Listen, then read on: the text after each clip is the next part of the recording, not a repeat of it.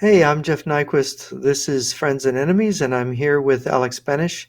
And we're going to be discussing conspiracy theories, conspiracy theory as a kind of political belief system, as a cosmic belief system. And so, Alex, welcome to the program. And you were just before the show, you were explaining to me the kind of thing that conspiracy theorizing or theory does for the conspiracy theorists, how it offers them, this role, this special role where they know what's wrong with the world, they know how to fix the world, they understand how the world works, and they sort of hold the keys. Yeah, I mean, I noticed that quite a few years ago when people profess to be experts in intelligence matters and they know where the spy threat is and they know exactly how to define good and evil and all that stuff. But when you dig a little bit deeper, great they have great problems in understanding intelligence. Oftentimes they fail at a very basic level. And when you ask them what books they've read, what their take is on espionage, they usually refer to conspiracy books. So oftentimes Yes, they profoundly lack the knowledge of Soviet intelligence, British intelligence, American intelligence, old intelligence, ancient intelligence. There's so many countries because the world is a very big place, and it's been many thousands of years of history with empires and larger structures. So it does take quite a while to become knowledged in so many countries and empires and also intelligence agencies. And so this is quite a bit of work that needs to be done before you can judge these topics accurately. But sometimes people read a few conspiracy books and they're off and running, and they think they are experts on intelligence. And then the other thing, when they believe they can judge good from evil based on these conspiracy books, they oftentimes do not have, let's say, a traditional Christian view on good versus evil, or they do not know modern scientific research on evil, or they have a great lack of understanding. So it seems like conspiracy media pretends to be so much more than it actually is. And so one of the first things I did was trying to find clear definitions, because when academics criticize conspiracy media, they use these terms like conspiracy theory or a conspiracy. Now, what does that actually mean? And oftentimes these academics are quite on the left sociologists. So they're not experts on empires, they're not experts on intelligence matters. So people on the left, they like to use very loose definitions, contradictory definitions, nonsensical definitions. This is very Marxist, in fact. And so I was wondering why these terms were created in the first place, because we do have professional definitions such as organized crime or enemy intelligence operations.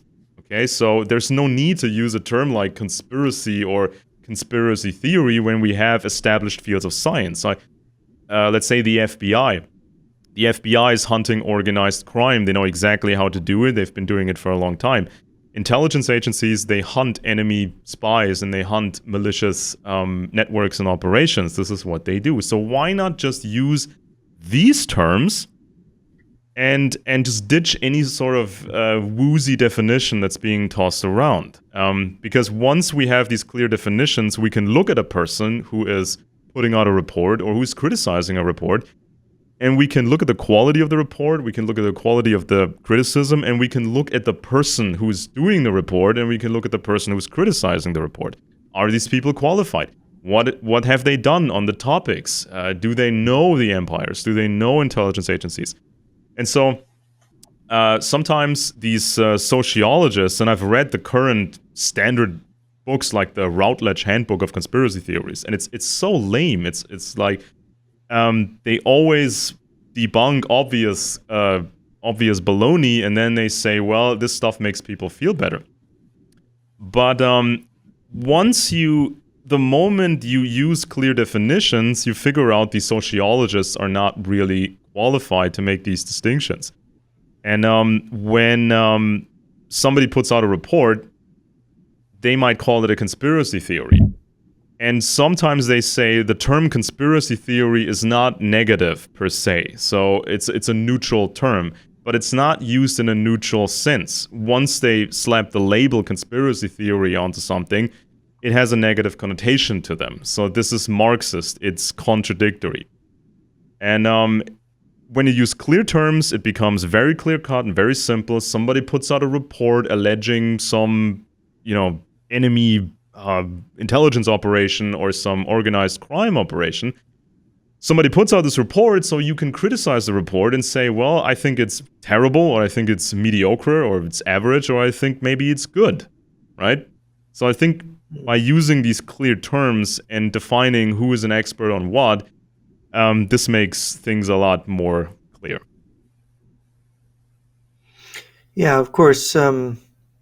My first exposure to conspiracy theory was this young man who was a bircher who was determined to get me to join. If you want to fight anti-communism, you have to join the John Birch Society. And of course, I read up on it before I joined it, and I realized there was, serious accusations made, particularly by Jewish researchers.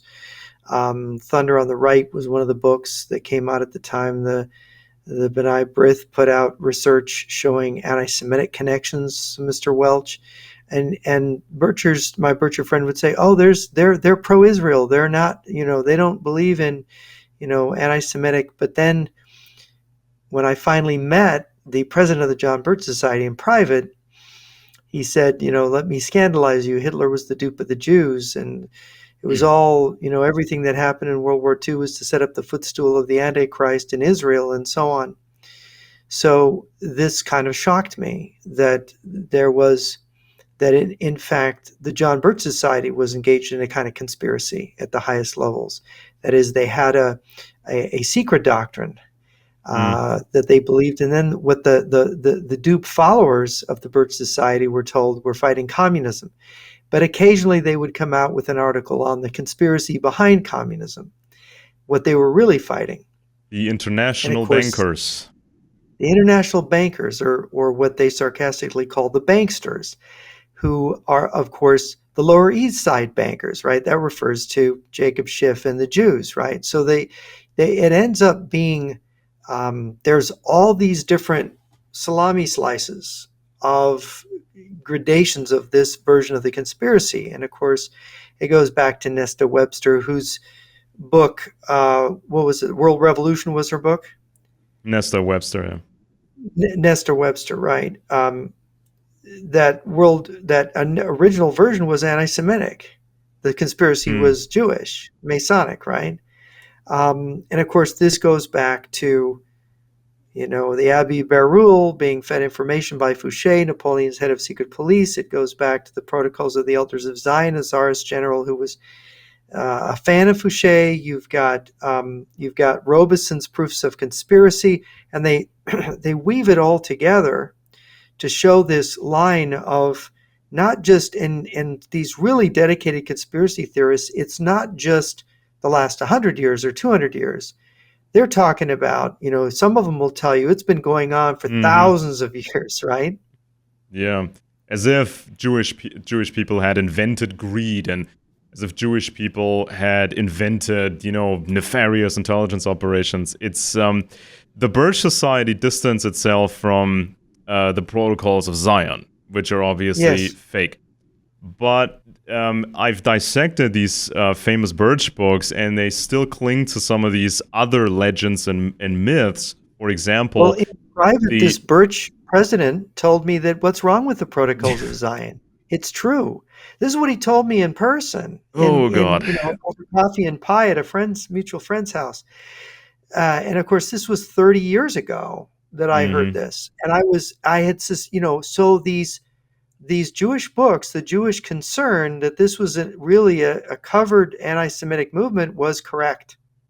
Yeah, so when I read those books, I thought, are they being unfair? And no, they weren't. the protocols of Zion would have never worked without all the other additional legends and myths. So that's why Yes. people say, well, yeah, the text was plagiarized from other sources, and we know what the sources are. There's even a German guy who was an intelligence guy in Eastern Germany, Prussia.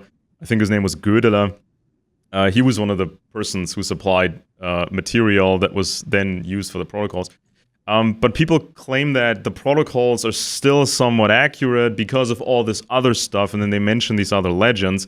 And several of these famous Birch books, they cling to, for example, they cling to this fantasy of the post Waterloo manipulation of the British stock market. So that this is when one of the Rothschilds supposedly made it seem as if Napoleon had won. Subsequently, people were trying to sell stock as fast as possible. Rothschild was buying it on the cheap, and then it suddenly dawned on people that Napoleon had in fact lost, and this became a big boost to the Rothschild fortune. And then another claim, which is not true, the Rothschilds basically took control over the entire city of London, the special banking district, and they also supposedly took control over the central bank, Bank of England. So it's just legend stacked upon legend, stacked upon legend. And you do really have to look at not just the literature itself, the conspiracy literature, but actually the things they're talking about and the way Britain was at the time and other places were at the time. So you have to go at this like an intelligence analyst. You have to look, is this true? Who's running whom? And how did this all work out? I mean, even going back, I think it was 1,200 years ago in Europe, if you go back like 1,200 years, the ruler Karl the Great, even he recruited Jewish people. It says from Aachen, the city of Aachen, because he needed translators for diplomatic and trade relations to, for example, the Muslim world. So it was fairly easy at the time to recruit Jewish people for that role, and the recruitment was done as you would imagine it was done. So the ruler has full control, and the newly recruited asset has to follow these orders. He is under surveillance. In fact, these families are under surveillance. And there's an oath of loyalty to the ruler. You'd have to be absolutely loyal, otherwise you end up dead, you end up in prison, your whole family may end up in prison, or the whole Jewish community in the city could end up dead, or part of it could end up dead. So this is kind of this was the order of things in Europe, especially the German territories. This is how it was done. So the ruler was not a buffoon. The ruler was not an idiot.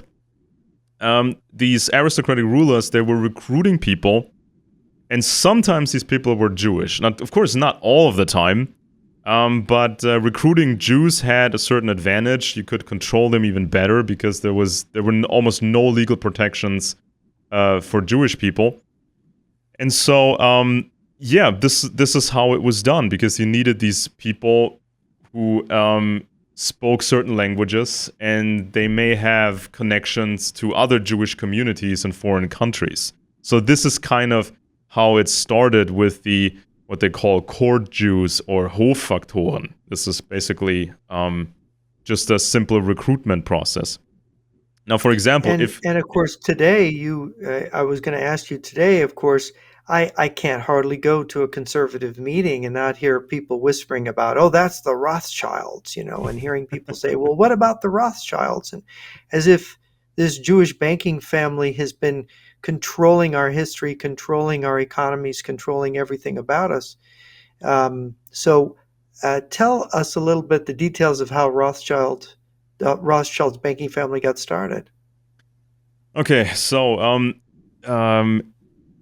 it was basically like this. the Landgraf of Hessen-Kassel, very powerful man. Now, the Hessen family, of course, later became the British throne, the Russian Tsarist throne. This is like a very powerful family.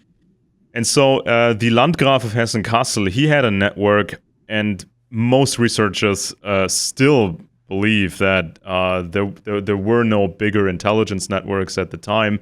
But newer research actually shows that, yes, even in, let's say, even in the 1700s and before, you did have significant intelligence activity in networks. So to believe the Rothschild fairy tales, that means you would have to believe that every other ruler or every ruling family in Europe was basically stupid. This is what people believe, and I think this is partially the fault of very lazy historians who do not know intelligence networks. And so if a historian tells you about the past, they will tell you about the past without intelligence activity. So the Landgraf of Hessen-Kassel recruited a couple of people to do various things. And the first Rothschild was a man who had to live in the ghetto. And so he was under special restrictions, and he tried, I think, for 20 years to gain the trust of the Landgraf of Hessen-Kassel. Now think about this in modern terms. Imagine if somebody tries to join the CIA or somebody tries to join some other agency, and the vetting process takes 20 years. Now this is thorough. So because the aristocracy could recruit whomever they want, they were very picky, they were very selective. So the first Rothschild tried for 20 years to gain the trust of the Landgraf, and then it finally happened. And so the first tasks were rather small, and I think the Oppenheim, sometimes also called Oppenheimer family, which is also quite large, the Oppenheimers were all already working for other aristocratic families and courts, so the Oppenheimers were kind of recommending to the Rothschild, the first meaningful Rothschild, to actually become a servant of an aristocrat. And so then Napoleon happened, and Napoleon moved into parts of Germany and also parts that concerned the dealings of the Landgraf of Hessen-Kassel. So assets were confiscated and assets had to be hidden. And the first meaningful Rothschild was hiding assets of the Landgraf of Hessen-Kassel, hiding them in special places. He was also able to regain some of these assets from the French. And so this was kind of the ultimate test and proof of loyalty. So he was doing what he was supposed to do. And so legend has it, which is of course not true because I really checked this. Legend has it that the Rothschild, Mr. Rothschild had actually stolen money from the Landgraf of Hessen-Kassel, but there is absolutely no evidence that this is true.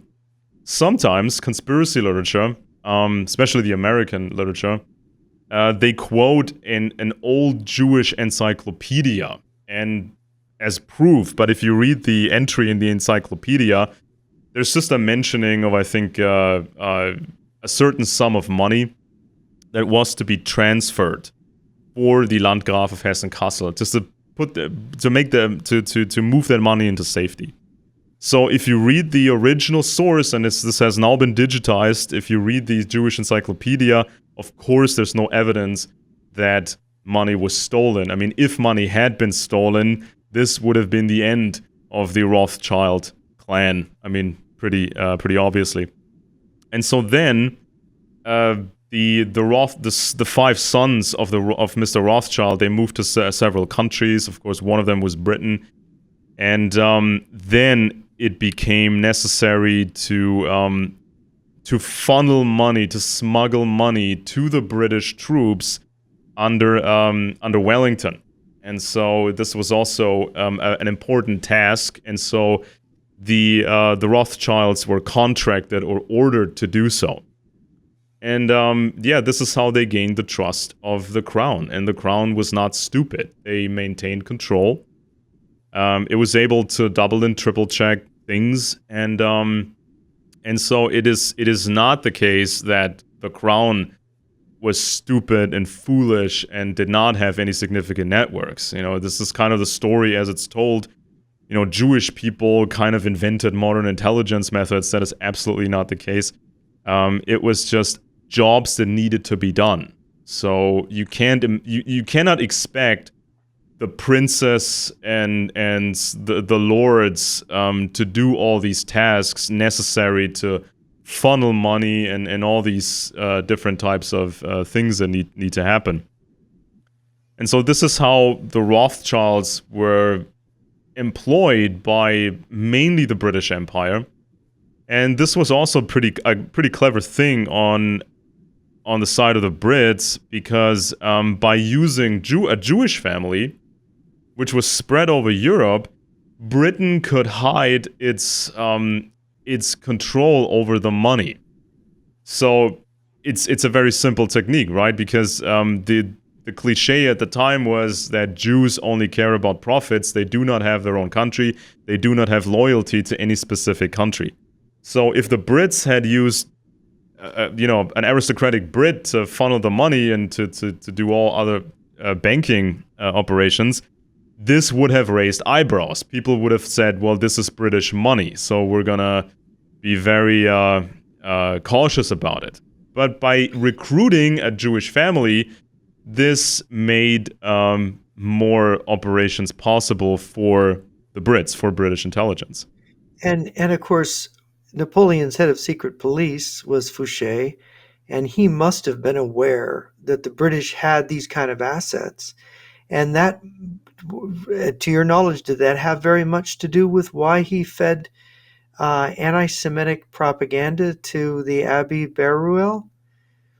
Well, Baruel's books ultimately destabilized France, so I'm not exactly sure if that was the intention on the French side. Yeah, there was some back channel deals with Britain. I think Fouché and a couple of others, they had their own idea, and they had their own ideas, and they were going behind Napoleon's back. And Napoleon, he was pretty incompetent when it came to intelligence matters.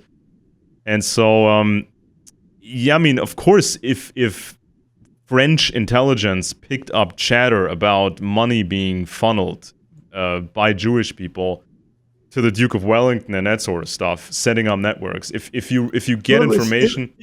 Yeah, it was interesting. There was when Napoleon went to Spain and kind of almost disappeared, and they were concerned about his survival, that it was that Talleyrand, his foreign minister, and Fouché were considered to have done some scheming and conniving behind Napoleon's back. Mm-hmm. And of course, Talleyrand was Napoleon ended up, kicking him out, or he had to flee, I guess. But it was there was this thought on the part of many politicians that Napoleon's days were numbered, that the British, being his enemy, were closing in on him. But this whole idea of creating a Masonic Jewish conspiracy theory, does it not originate with this operation by Fouché? And was it not Fouché's reaction to the British espionage system involving Jewish, money lending and Jewish agents? I mean, it seems like a very, very broad campaign, because if you mention if they talked about Freemasons and Jews, I mean, it's very, it's a very loose. I mean, Freemasonry was multifaceted at the time, so. British Freemasonry was very different from French Masonry, and then you had kind of these weirdo German lodges like the Bavarian Illuminati. So, yeah, of course, Jewish people, they always, I mean, for hundreds of years, Jewish people had been recruited by the aristocracy to do certain tasks, probably involving intelligence matters. In many instances. So by saying, well, it's a Masonic Jewish conspiracy. I mean, that's pretty. This is very very generalized, and it's not specific at all. Is it kind of an attempt to create paranoia towards groups that may not be under the control of the French government? I mean, even as late as the from that time, from Napoleon's time to the Protocols of Zion, you have this idea of well, if the aristocracy falls or the French monarchy, if the French monarchy is gone forever, what's going to happen is Jewish people and weird Masonic groups are going to take over everything. This is even in the protocols of Zion. It says specifically the aristocracy was the protector of the people, and they made the people happy and safe. And if the aristocracy falls, then the Jews will take over, and everything will be capitalist and horrible. So this went on right until the protocols of Zion. So this was sort of a general idea you could plant into the heads of the average French citizen to say, well, if we try this, if we try a republic, if we don't bring the French kings back, if we do this, it's going to end up in this Jewish. It's going to be a Jewish conspiracy, and then everything's going to be horrible. So I think this is what they were aiming at with that generalization. Umberto Eco wrote a book. He wrote the book The Name of the Rose, which they made into a movie. He wrote a book about this, a fictionalization in which he kind of explained the emergence of the anti-Semitic Jewish blood libel conspiracy theory through the eyes of it's been years since I read the novel, but it's through the eyes of a European spy who rises in the ranks and explains how this is used, that this conspiracy, this Jewish conspiracy idea had this usefulness to the powers that be in Europe. Mm-hmm.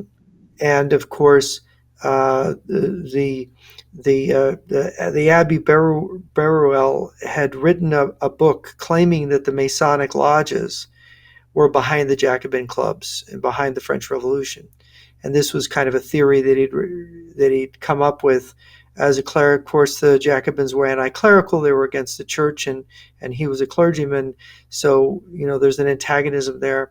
But then to interject the Jews into this, I mean, this is what the president of the Birch Society told me. I asked him, well, what is this conspiracy that you believe in? And he said, well, it's this nine Jewish Kabbalists, black magicians, they use the Kabbalah, who rule the world through the Masonic lodges and the banks. That was how it's so. Yeah, as I said in the beginning, okay, he puts up this idea. Next, he has to go in like an intelligence analyst, and then he has to argue and give all the sources and be very specific about it. I mean, this is just the task. I mean, if somebody claims something like this, you really have to back it up. You can't just point at certain bankers and say, well, look, here's some Jewish bankers, that's the proof. No, because you do not know who these people are working for if you look at them at face value. I mean, this is kind of what I talked about, the most baseline intelligence, the most baseline intelligence techniques. If you look at someone, he may look like he's running the bank, he may look like this and that, but there could be all kinds of other stuff behind it. And so you really have to look deep and hard. And I've looked at this myself, and I was even going back hundreds and hundreds of years, and it just didn't happen. I mean, the aristocracy was not stupid. It definitely is untrue. Yeah, no, this whole theory is absolutely untrue. It was a fraud from the beginning. The Protocols of the Elders of Zion is a fraud, and the thing is that what really troubles me is that when I run into your typical American who believes in the conspiracy and talks about the conspiracy, they, them, the insiders, And I confronted one of these guys on the radio a few weeks ago. I said, well, who are they?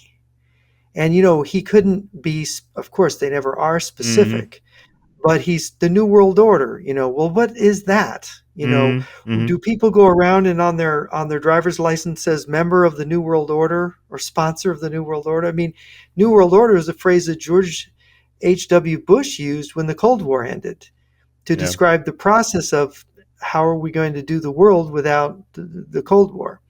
And they turned this into this to fit it into this narrative. And when I use the word conspiracy theory, I'm referring to this one. That is the Jewish Masonic conspiracy theory, which I believe that many of the other conspiracy theories popular. You look at Alex Jones, for example, and it's funny he calls his network. You see the slogan "Prison Planet." That is a openly Gnostic expression, prison planet, that we live in a prison world, or that we're trapped in the material world, or an evil being made the world and we're stuck in it. And what I find with this whole theory, this whole conspiracy theory, is that it is like the Anabaptists, like the Albigensian heresy, like the ancient Gnostic sects, both Jewish, pagan, and Christian, and now there's a researcher saying Islam is Mm. pagan, and he gets out the Reliance of the Traveler and he says, look at how many references to Gnosticism is, and he points to the greatest Islamic scholars saying, we are the Islamic scholars of the true Illuminati. I I mean, I mean, remember point in one blank. of So, I remember in one of Jones's early documentaries. I think it was Endgame: Blueprint for Global Enslavement. I think was the title, and he specifically included the Rothschild Waterloo fairy tale. So oh yes, he showed some paintings and some graphics and told this false story that through some trickery, one of the Rothschilds, I think Nathan Rothschild, made this great fortune and all that stuff. But you can tell he doesn't know this type of part of history. He doesn't know what the British Empire was like at the time. He doesn't, especially, I mean, almost nobody knows about these older aristocratic intelligence networks. I mean, it's easy for a conspiracy buff to say, well, here's a Jew, and there's a Jew, and there's a Jew. It's so many Jews. right, But you can, I mean, first of all, the British Empire was vast. It was one of the biggest structures ever. And you had vast empires before that, and even in the ancient world. So you had significant empires. New research shows the Roman Empire, new studies show the Roman Empire had vast intelligence networks, and they were really professional, and intelligence dictated everything. And so it's so easy to say, well, here's a Jew and there's a Jew, but I can point in one direction, say, here's one subline of an aristocratic family. Here's 1,000 people. Over there's another 1,000 people. Over there's another 1,000 people, and so on and so forth. And they started all these corporations, and it's a baseline intelligence technique to start a front organization or to start a front company. This is what intelligence agencies do every day. They recruit people and they create front structures. And I think one of these front organizations of older intelligence, one of these organizations was the Bavarian Order of the Illuminati. You see, at the time, Germany was not a unified empire. It did have a certain name, but it was like patchwork. And so on these German territories, you saw more and more of these weird enlightenment organizations, like the Bavarian Illuminati. So they were very secretive, and they were involved in all kinds of different things. And at the same time, the socialist movement was gaining traction, and they were trying stuff like a small revolution here. They tried a revolution there. So it was all kinds of weird activity going on. And so I've looked at this from all different angles, and it seems like the most important members of the Bavarian Illuminati were aristocrats tied to these specific families that were also on the British throne, and also on the Russian throne, by the way. And so, And people who were close to the Austrian throne were in it as well. yeah, and so basically, Actually, Metternich's father was a member of the Illuminati. yeah, one of the And that's kind of Metternichs, surprised me. That yeah, yeah, and that was and in a one of the biography I'm reading. Metternichs, that he was even running a domestic secret police organization on German territory, and he was really friendly with the British king and so on and so forth. Yeah, the And Metternich family were very they were Anglophiles. They were very yeah, pro-British. yeah, and so it's most likely that the Bavarian Illuminati was simply a front organization for this aristocratic slash British intelligence network, because of the most important members, and even the first, officially the first in command, Adam Weishaupt. He was Catholic trained, but his immediate surrounding, his immediate people were tied to the aristocracy and Enlightenment groups, and also the second in command, Mr. Knigge. He got his whole career fixed by these aristocratic families. And when the Bavarian police finally busted the Illuminati, Adam Weishaupt escaped to Sachsen, Gotha, Altenburg, which then became Sachsen, Coburg, and Gotha, which is of course the British throne or part of it. And so it's fairly clear what was behind the Illuminati, and they had some problems protecting their secrets, so their internal documents were confiscated and membership lists were confiscated. And this was plastered all over the newspapers. And this sent shockwaves throughout Europe. And so this was a big problem for these aristocratic intelligence networks, because this could lead to more networks, rings being exposed. And a few years after the Illuminati went bust, you saw the first international best-selling conspiracy books. And one purpose served by these books was to just create friction in France, as you mentioned a couple of minutes ago, just labeling ideas of liberty as a Jewish conspiracy and Masonic conspiracy and all that. And mixing it up Godless. with communism, Yeah, wasn't it wasn't it in Robeson's book that the Illuminati conspirators were communists in their well, beliefs? it's sort of the communists were the more openly radical brother of some of these Enlightenment groups. So this was kind of a parallel thing going on, and so Yeah. yeah, it was these conspiracy books. They created friction in France, which benefited Britain, of course, because um, Now Britain wanted to create explain, problems for France. how did it create friction in France exactly? Since it happened, Bavaria was the country, of course, next to France, but that sort of discovered this. How does that work? Well, this was a larger campaign of conspiracy books. So, for example, you had one book for the English-speaking crowd, the Protestants. This was You mean Robeson's book, Robeson's Proofs of a Conspiracy. He was also a British right? Freemason and a head of the Royal Society. And then you had Baruel for the French and the Catholics. And then you Hmm. had a variety of German conspiracy books, and they are far less known today. I mean, you actually had to dig I've them up. never heard of any of them. No, Yeah. there's a few of them, and I've covered them in my study. And there's Görchhausen and August von Stark. Nobody knows these names today because these German books did not sell as well as the French books and the English books. So there was something for everyone in the audience: German speakers, French speakers, English speakers. So this stuff Catholics spread and around. Protestants. Yeah, this stuff spread around, and France was in chaos. There was people in France who wanted the kings reinstalled in a full monarchy. There were people who wanted a half monarchy. There were people who wanted a republic.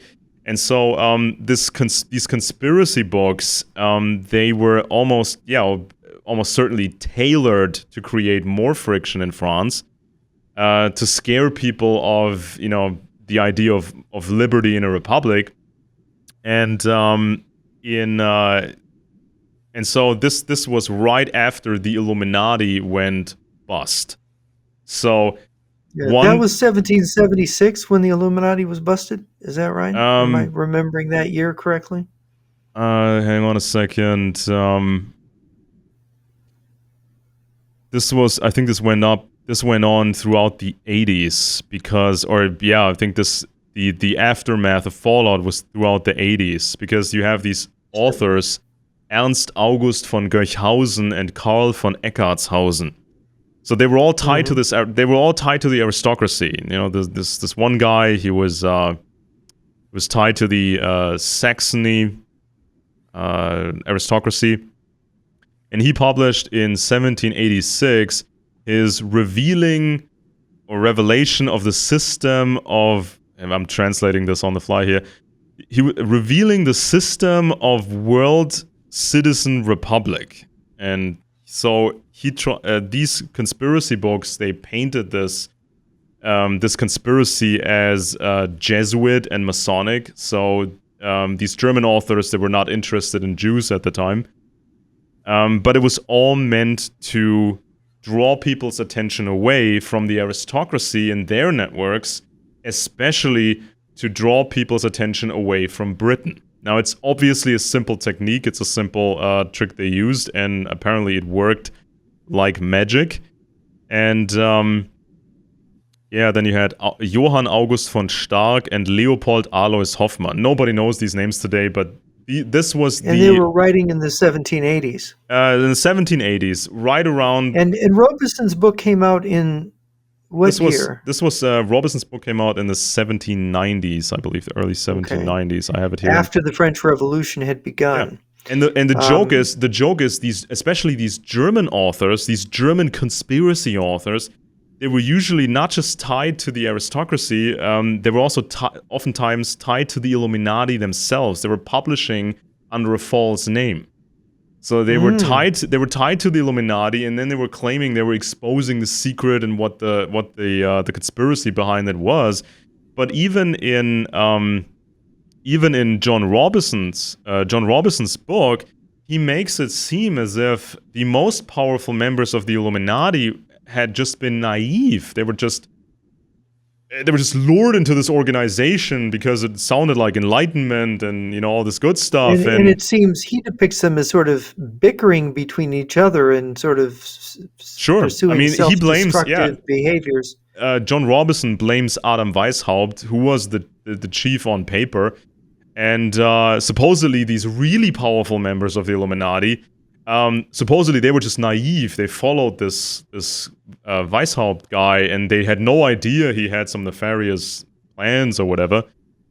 But then Weishaupt escapes to the aristocracy in Sachsen-Gotha-Altenburg. And so, who were they really working for, and what was their mission? Well, with John Robeson, I think with these German conspiracy authors, it's pretty clear. I mean, we know they worked for the aristocracy, which was tied to Britain and other countries and Russia. Mm-hmm. And we know who these people are. So it's pretty clear. It's pretty clear about them. But John Robeson, I think this is also fairly easy to figure out. I mean, he was a mathematician, professor at the University of Edinburgh. He was also a leader of the Royal Society of Edinburgh, one of the leading organizations for science in the world. And so he was pro-king. You know, this must have been King George III, who didn't want Americans to have freedom, of course. And Robeson is very clear in his book. He loves British Freemasonry, and he says British Freemasonry is so pro-king, and it has nothing to do with this crazy stuff that's going on in continental Europe. He even says he visited himself France, German territories. He went to these Masonic lodges there, and he found them to be scandalous and horrifying, and it was not for him because he loves British Freemasonry. So he makes a clear distinction, something that was also adopted later by Nesta Webster, who was quoting Robeson in her books. She also makes a distinction of great British Freemasonry, not involved in anything nefarious, but my God, these German lodges and these French lodges. And Hmm. so he And wants to. and the Bavarian Illuminati itself was a British espionage operation. It was, I think, it was used by British intelligence. I mean, obviously, you can use any vehicle you want for espionage purposes. So the cover Hmm. was the cover was just one of these many new Enlightenment groups which you could find at any major university. Now, of course, the universities were controlled by the aristocracy, but that's of course another matter. And so Yeah. it was supposed to, these groups profess to delve into the idea of, shouldn't we have a constitutional monarchy in Germany like in Britain, or maybe should we have a republic like in America? We're just playing with ideas, toying with ideas. This was sort of the cover of the Illuminati, but when you have these high-ranking aristocrats as members, they got the money, they got the connections, they can do whatever they want, using these sort of structures. And there's actually evidence that these Illuminati people, and also British people directly, they were in communication with certain French circles, and these French, they just wanted a constitutional monarchy or a republic. So some of these British people, they posed as friends, and some of these weirdo German groups, they also posed as friends. Now, of course, if you want to run a British operation against France or in France, you want to have outposts right next to France, which is of course Germany, which is of course German territory. And there's all sorts of, I mean, even when you look into just straight history books on the Napoleon era, you can find historical evidence of British diplomats in Germany, especially southern Germany. And these British diplomats, they were running spy rings, just like they would, like any intelligence agency would do today. And there was also another element to this. In Bavaria, I think it was the city of Regensburg, there was sort of a special council. Some people described it as an early form of the United Nations. This was a place where all these different countries sent their diplomats to, and so this is where all the spies would go to try to get information. And so there was a lot of espionage activity in Bavaria, anyways. And some of these aristocratic families, they were trying to get more into Bavaria in general. And the Illuminati was just one aspect of this infiltration of Bavaria. And so this and John. and so it and so the legend has grown to where you'll have Alex Jones or the Birch Society. I mean, it was I think it was Robert Welch in 1964 gave a speech, "More Stately Mansions," when he came out with the idea that the Illuminati was still there, still operating, and behind it all. And of course, what's really troubling is that you have with Lenin, and this is who I quoted in our last week's meeting, um, a Russian authority saying, look, Lenin was the ultimate conspirator. He argued in What Is to Be Done to create a true conspiratorial political party aiming for communist revolution. So what the Illuminati was on paper, Lenin was on steroids, the real Mm-hmm, deal. And then you had at the same time this long tradition now going back to the French Revolution of these conspiracy writers saying, look, there's this Jewish Masonic conspiracy, or however a mm-hmm, Jesuit Masonic conspiracy, however they characterize it, and this had been going round and round in people's heads for all that time, and so Lenin comes up, wins the Bolshevik Revolution, and then pop, pop, pop, you have people then bringing the protocols of the Elders of Zion to the United States Congress. mm, It's being segments of it being reprinted in the London Times. You have everybody saying, well, World War I was a conspiracy, right? And the fall of the Tsar was a conspiracy, and communism is a conspiracy of not communists, but the Illuminati or the mm-hmm, Jews or the Masons. And you have this idea that Hitler latched onto of a Jewish Masonic conspiracy. And so what you had is, in the attempt to understand this new phenomenon of Leninism, Marxism, Leninism, you had it just completely polluted the whole attempt to understand it polluted with this already prepackaged, preconceived notion of this long-standing Jewish Hmm. Masonic conspiracy. Yeah, I mean, I think it's a clear parallel between communism and traditional conspiracy mythology. This idea that liberty and capitalism will end up in a nightmare. This is the core of Marxist philosophy, and this is also what the earliest conspiracy bestseller books. This is what they said. You know, if we don't have kings, if we don't have the aristocracy running everything, if we don't have that, everything will turn out to be a nightmare, and this will be like the Jewish takeover or whatever. So this is kind of a And parallel. of course, then the blood libel on the Jews, saying that the Jews would then want to destroy Christendom, Yeah, and I mean and this they annihilate Christian society. I mean these I mean Britain at the time, they had a clever concept of running enlightenment themselves, right? So this is when the Royal Society became a big, leading scientific organization, and the Royal Society for Science is actually a sister organization of British Freemasonry. Most people don't know that, but this is actually in Masonic literature. So science and Masonry sort of belongs together, they say, and this leads to the Enlightenment, a controlled Enlightenment, because you didn't have this big, overnight violent change in Britain like you had in France.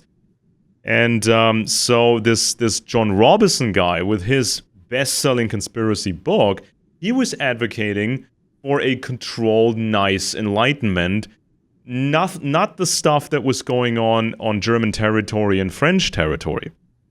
And so he was, Mr. Robison, he was in contact with Robison was in contact with the family of Thurn and Taxis.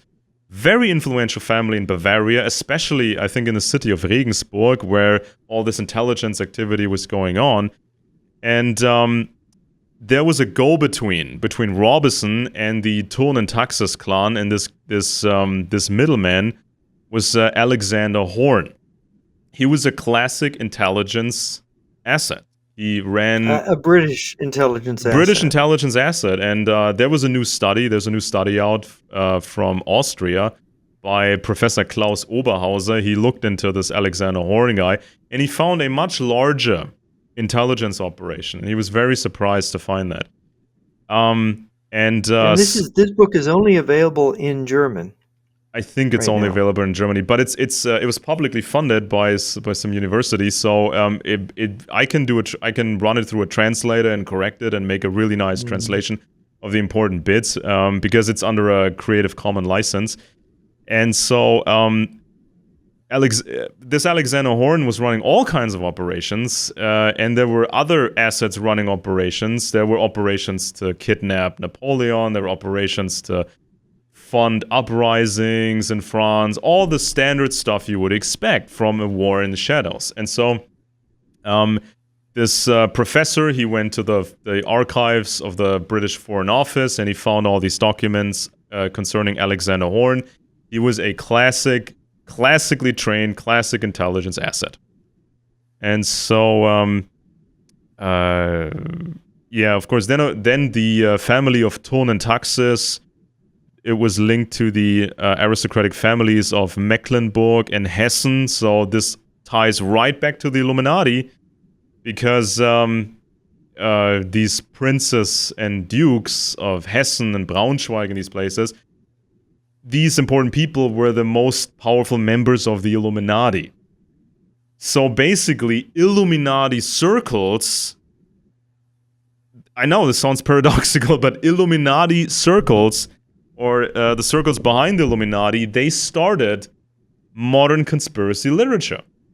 And this was intended to create friction in France and to divert attention away from these aristocratic networks. And it was also it was a form of conservative propaganda, wasn't it? Well, I mean, it seemed paradoxical that in the first place that these aristocratic people were in the Illuminati when the Illuminati professed to to be for the Enlightenment, to remove aristocrats from power and to And to have a communist state, right? And to get rid of religion. yeah, it seemed completely paradoxical from the start. And when there was this intelligence failure and the internal documents from the Illuminati became public, a lot of educated people were wondering, what is this nonsense? This is completely contradictory. What are these people about? So when you think of it in terms of an intelligence operation, then it makes sense.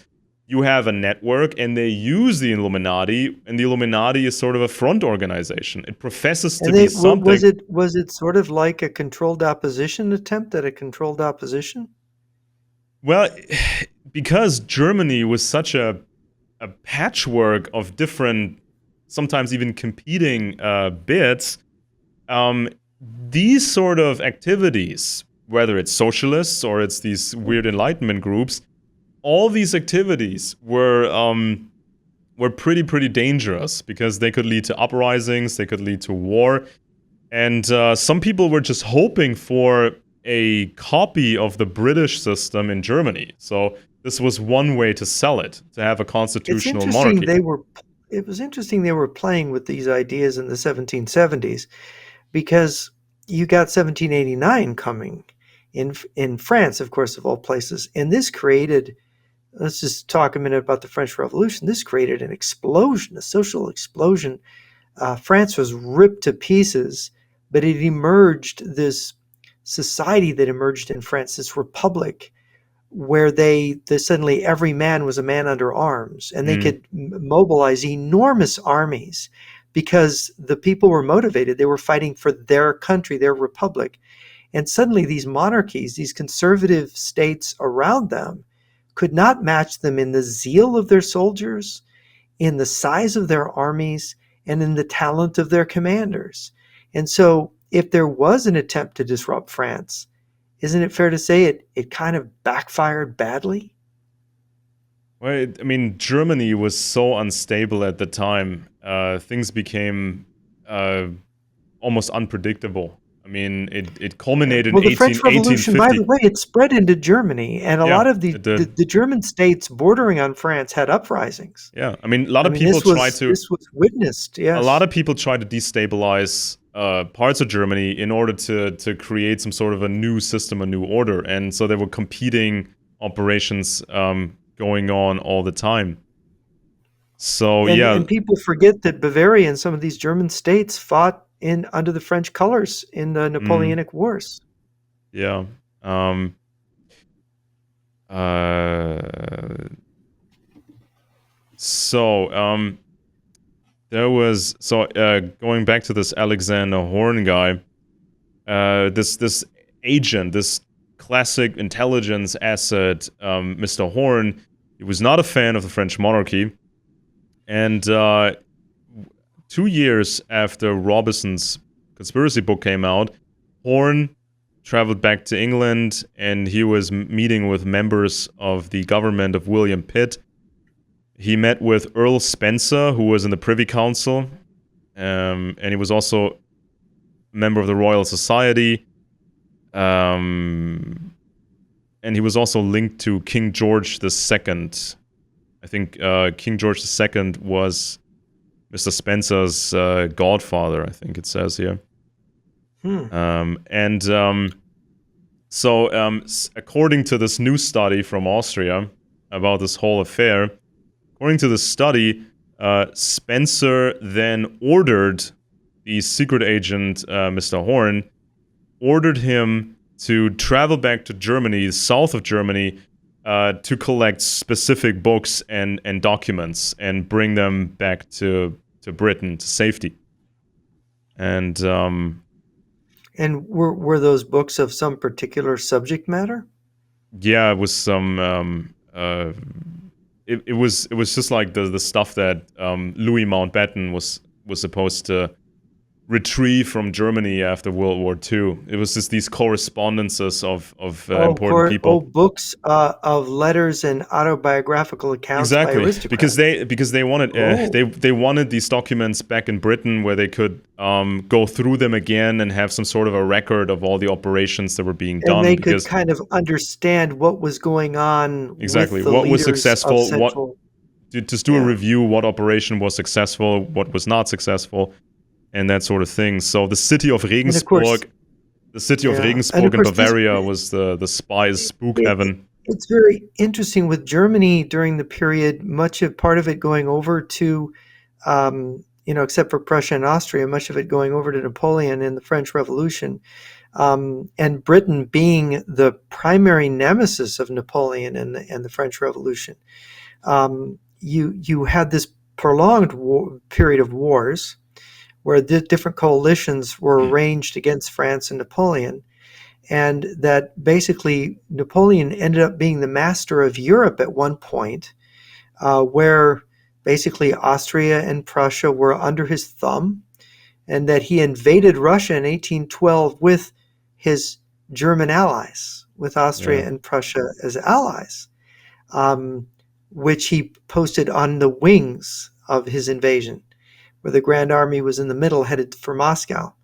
And but it was in the wake of his failure in Russia, and perhaps this you can tell us more, that English espionage played a key role, that Germany turned on Napoleon. They found their desire yeah, for freedom in German nationalism, in opposing the French uh, hegemony over Europe, and that Germany had a kind of awakening, right? yeah, And then you have the Battle of Leipzig in 1813, and Napoleon is decisively defeated. They call it the Battle of Nations. Even the Swedish king, a former French general, Bernadette, showed up at the end of the battle, um, so that Napoleon was kind of ganged up on by everybody and defeated. What role did these English spy networks play in this transformation of Germany into Napoleon's great enemy?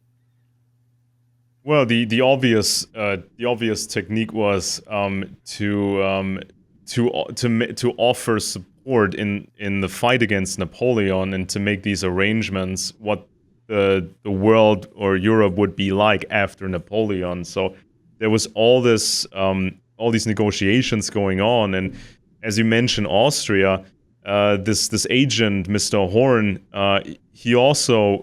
he was also active in Austria, which is right next to Bavaria, of Well, course.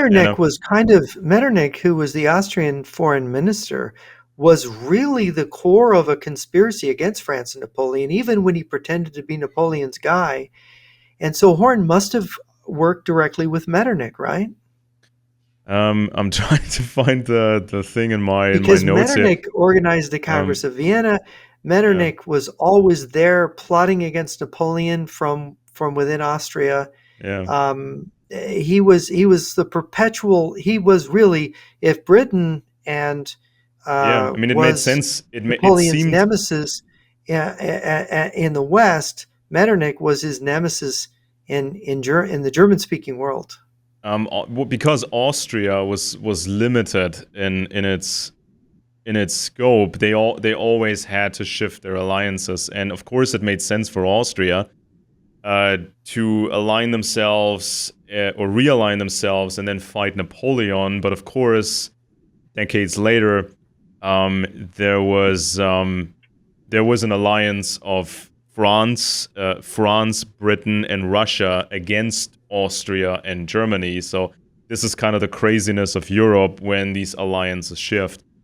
And Yeah, well, Austria was forced. I mean, in 1805 they went against Napoleon and they got defeated at Austerlitz, and then mm, in 1809 they kind of revolted against Napoleon and broke out and fought another brief war where Napoleon kicked them down again. And then, of course, after the destruction of the Grand Army in the snows of Russia in 1812, Austria emerged again. in the coalition in 1813, along with Russia and Sweden and Britain and all these German states and Prussia against Napoleon. So Austria was always popping up as many times as Napoleon. Austria was Napoleon's favorite punching bag. If he needed a victory, he usually got it by beating their armies. And they had considerable, strength in those days, that they could Mhm. come up with armies after armies and be defeated and come back. Mhm. That's quite remarkable.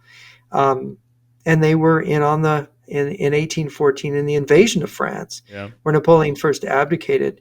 But Yeah, I mean, it's Europe was such a chaotic place. I mean, it's that's why you have to look precisely at certain individuals and groups, and you have to know what you're talking about. Otherwise, it just becomes this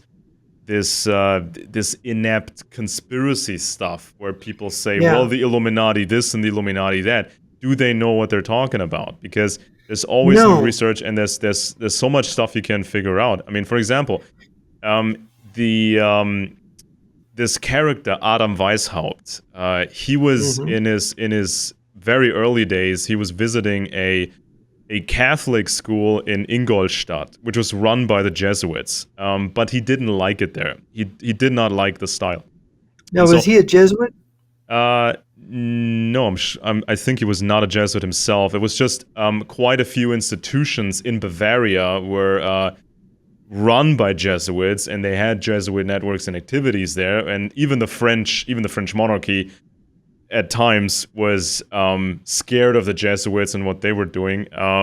So Although also, Louis the 14th was very big on them. yeah, but it was shifting because sometimes even the French kings were not so sure about the Jesuits anymore. So even Hmm. in France, you get these schools that were run by the Jesuits. And so some people say, well, it's a Catholic world conspiracy, and Weishaupt Oh, was yes. so because Yes, they Weishaupt do. because Weishaupt was at a Catholic school. It's not that simple, okay? So he went to the Right. school. He went to the school and he didn't like it because it was very, very strict, and he was rebelling against that sort of thing. And Weishaupt, he was adopted by a man called Johann Adam von Ickstadt, which is like an aristocratic type. And so he was adopted by this guy, and he was raised in the spirit of the Enlightenment, which could mean many things, of course. And Hmm. this was a specific brand of enlightenment going back to a man called Christian Wolff. And Mr. Wolff, he was a member of the British Royal Society, the scientific society which was tied to British Freemasonry, tasked with the Enlightenment. And So, and also a core organizing focus for spies. yeah, of course, the you can find so I mean even connected to the American Revolution. There's been some stuff going on, with traders and people involved in the Royal Society. So, and remember, the conspiracy author John Robison, who had this international bestseller, he was one of the heads of the Royal Society. So it's this kind of network behind the Illuminati and then behind the conspiracy literature. I mean, it's the most insane paradoxical thing ever that these conspiratorial groups created the genre of conspiracy media. Now, of course, you can figure this out if you look at this long enough and hard enough. And so, yeah, so this Wolf guy, who was the inspiration for Adam Weishaupt, this Wolf guy was in the Royal Society, and he was also, yeah, he also spent time in Hessen, which is important, and he was teaching at a aristocratic University of Marburg. Then, even Weishaupt's father, Johann Georg Weishaupt, this guy, he had studied under Johann Adam von Ickstadt, who then adopted Adam Weishaupt. So this is a very tight family network. This is not just an ideological network. This is a family network. Now And so, here's a fascinating detail. The famous British spy Major Andre, who recruited General Benedict Arnold as a spy in during the American Revolution in 1774. He was a British he was from a French Huguenot family that had gone to Britain, but he disappeared into Germany on leave when he was a lieutenant with a British regiment for 2 years in Germany. Mm-hmm. Disappeared, right? And then he reemerged as a spy master. Yeah, that's how it goes. That's how it Isn't that goes. And interesting? it's That's a best. curious story that kind of Yeah. fits with the kind of story you're telling. And this is just something I know from American history about, because Andre is a fascinating person in American history. Yeah. Uh, People were professionals back then. People really need to understand that you had professional intelligence assets, and things worked just the way they work today, minus modern technology. And so I think the most important members of the Illuminati, the most important members, I think, were the Princes Karl von Hessen and Ferdinand von Braunschweig, which ties back to the British monarchy, and the Dukes Ernst of Sachsen-Gotha and Karl August von Sachsen-Weimar. So these were like the top guys in the Illuminati, and nobody's paying attention. And these conspiracy books, they drew attention away from these people. These conspiracy books mhm. were saying, oh no, they were just naive, they were just toying with some ideas, and they had no idea that this crazy So Weishaupt guy the was doing authors of something these nefarious. books, yeah, the authors of these books were themselves operatives. Yeah. Yeah. I mean, it's at the moment. I mean, I wanted to do this study. First thing I read was Robison's book. And when I was reading it with the context, I thought, this was written by an intelligence network. This is exactly how an intelligence network would do it to draw attention away from this and make you look over there and create friction. And they never, ever, ever talk about anything regarding British intelligence or anything that might lead in this direction. Even though you might at least want to look at it. I mean, Hmm. nobody's forcing So you to it's come up with a it's certain conclusion, but just refusing outright to look at this stuff was very notable. they're leaving suspicious little bits out of it. Yeah, and it's just it's also you mentioned this once before in the show. You said that propaganda is boring and it's dull and it's repetitive. And I mean, in those days when the Illuminati went bust and people were talking about this stuff all over Europe, of course these conspiracy books got a lot of attention and they seemed like exposing secrets. But these books never gave you any secrets. These books lightly quoted from these internal documents from the Illuminati, which were already in the newspapers. There was no secret revealed.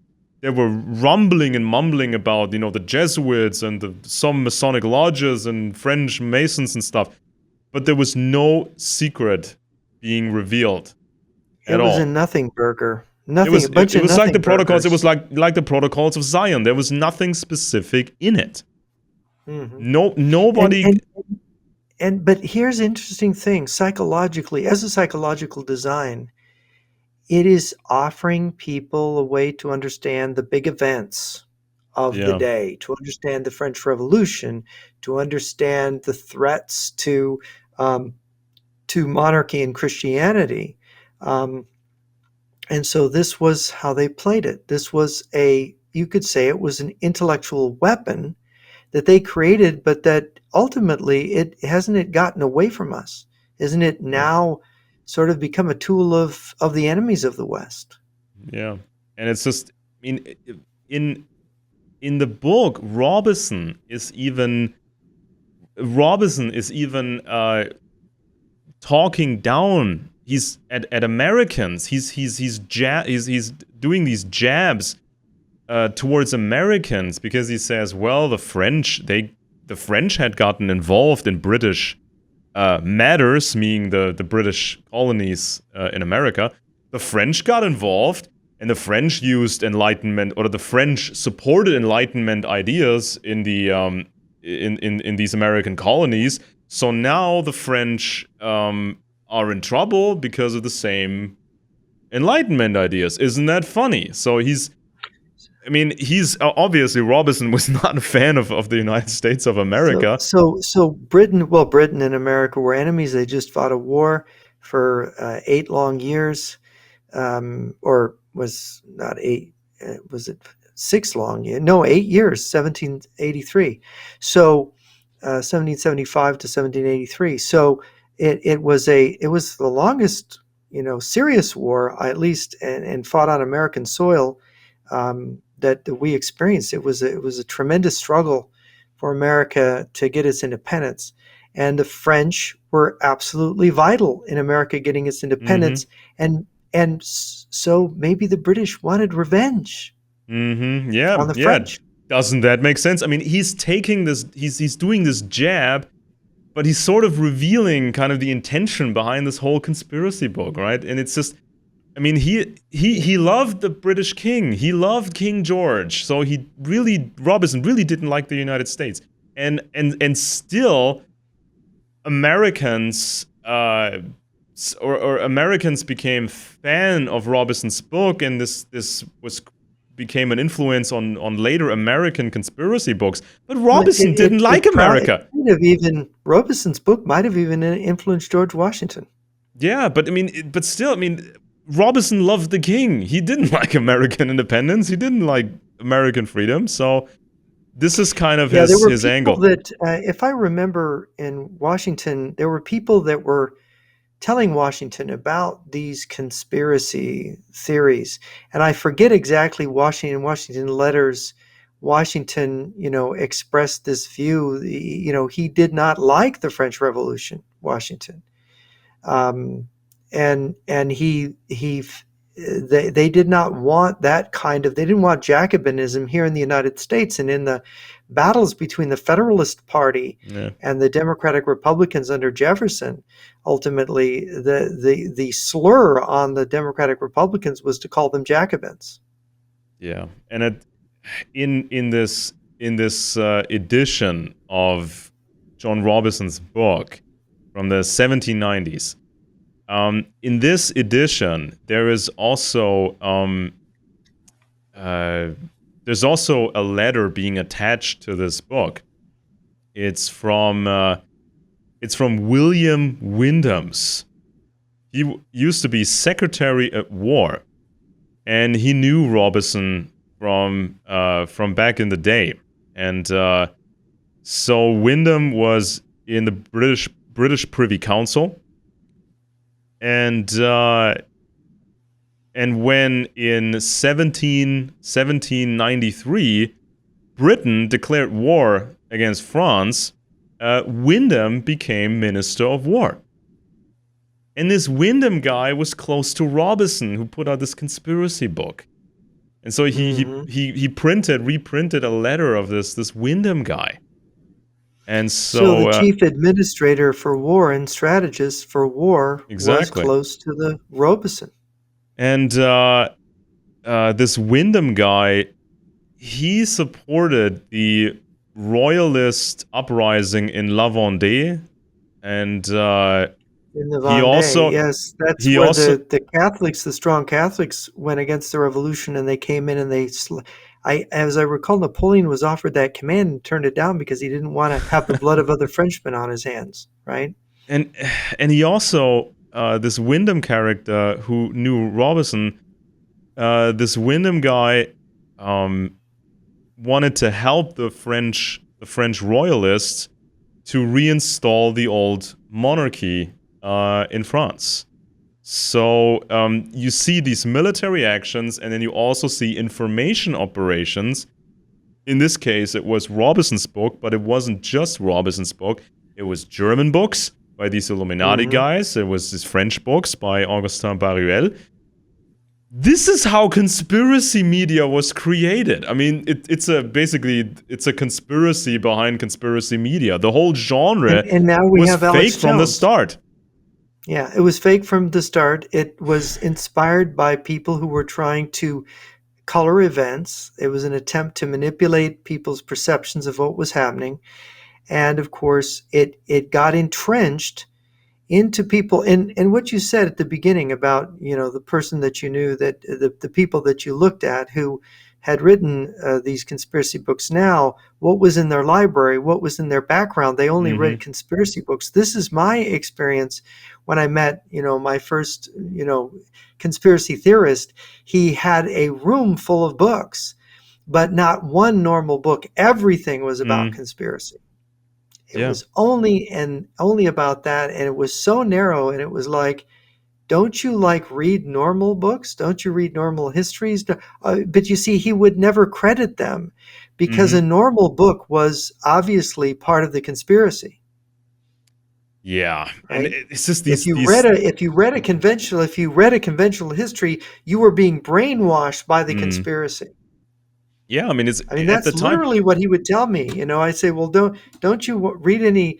And then I would say, "Well, don't you read, Aristotle or Plato or Thucydides or Cicero?" And of course, he gave me a funny look because, and I'm thinking, so he thinks it goes back to them, the Hmm. conspiracy, because this is the only way, this is the only template he has for understanding history and reality, is a conspiracy template. So it Yeah. must go back indefinitely into history because he doesn't have a concept of history without this large conspiracy ongoing. Interesting. Yeah. And so I have a quote here from the new study from Austria about the Robison book and how it was made. So Hmm. here it says, and I'm translating on the fly here because I didn't have the time to select the pieces and translate them by hand. So a few months before the book came out, Robison was writing to Mr. Wyndham, the guy we just talked about, who was super powerful. Hmm. War minister. Yeah, so he was writing to Wyndham, and he said that, well, a friend of mine who was, into this Illuminati stuff, um, a friend of his gave him material on this Illuminati stuff, and so this was this was a periodical. They said so. This was not just books; it was also pamphlets and periodicals because they were cheaper to print. So there was endless amounts of copies of this stuff flying around everywhere, and so then Mr. Robison was getting into this material given to him by a friend, and then he was meeting another friend, and they were talking. So Robison tells this guy, "Hey, I'm looking at the stuff. Have a look at it. What do you think?" And this other friend, Mr. George Gleig, he was then telling Robison, "You should write a book about this. Would be a good idea. You should write a book about this." So who is this George Gleig? He served in the military under the Duke of Wellington, fighting against the French. Then he studied at Oxford, and he was also a friend of the Duke of Wellington.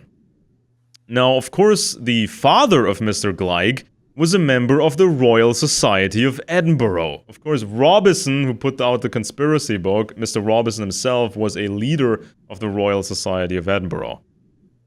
And so now we have original documents dug up by this professor from Austria, original documents, so we can piece together how this book came about, who was giving his input on the book, and we sort of can guess why it was published and who was behind this. And of course, how would someone like that get a hold of Adam Weishaupt's private correspondence with the other members of the Illuminati, right? Which I he mean, proceeded to. Robison could have just asked all his friends and the friends of friends, going to German territory and all these aristocrats who were members of the Illuminati, "Hey, you have some inside information, you have some inside documents, can you tell me more about it?" Because he had access to these people. I mean, it's that ridiculous. Yeah. And so, And he obviously was part of their agenda. yeah, and so then when this professor was digging into Robison, he found that the same network was also involved in Augustin Baruel, who put out this 4-volume series on the big conspiracy in French language, and it was made for a Catholic audience. But of course, this was also then translated in other languages as well. And so here's something I wanted to mention too. Yeah, so this is basically then goes into this whole thing about Mr. Baruel. And all these people, they all knew each other. They were in the same organizations. They were friends. They were related to each other. And so then we come to this Mr. Baruel. Somebody found this Baruel guy, and then they helped him write this book series, which became super famous. And Mr. Baruel got significant support because of somebody from because some guy in Britain. Then a Swiss scientist, and also support from Johann August Stark, who also put out a conspiracy book. And and this character, Jean-André Deluc from Switzerland, he supported Baruel, who put out these conspiracy books. Mr. Deluc went to London in 1774, and he became attached to the Queen at the time, the Queen of England at the time, whose full name is Sophie Charlotte von Mecklenburg-Strelitz. John Andre. Is that the same Major Andre that I was mentioning earlier? It says Jean-André Deluc. Maybe was this a fake? Was this his real name? I don't know. It's very interesting because Major Andre's name was John Andre. And he was from a Swiss Huguenot family, which is kind of interesting. A Swiss-French Huguenot family. Yeah, and the best spies usually have a direct connection to the royal family. And right. I think that might be the same guy. Maybe look more into that one. Look more into that guy. So this was the network creating the next bestseller in Europe. Well, the thing, of course, that interests me in all this is the way that these deformations of thought created by spies and disinformation agents of the crown and whatnot, that how it has evolved in the decades since to have this absolutely dysfunctional effect on the American right. And of course, its effect on Nazi Germany. I mean, what was it that Hitler believed? He believed, a lot of these Nazis believed in the Jewish Masonic conspiracy, did they not?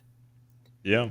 There was no progress, and this is something you can find in most out of all ideologies, but especially in this conspiracy mythology, there is no progress. They never went back to eliminate the false stuff that was floating around.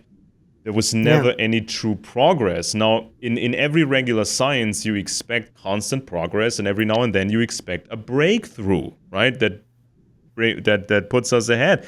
But in conspiracy mythology, that never happened. There was never any progress, and there was never a true breakthrough.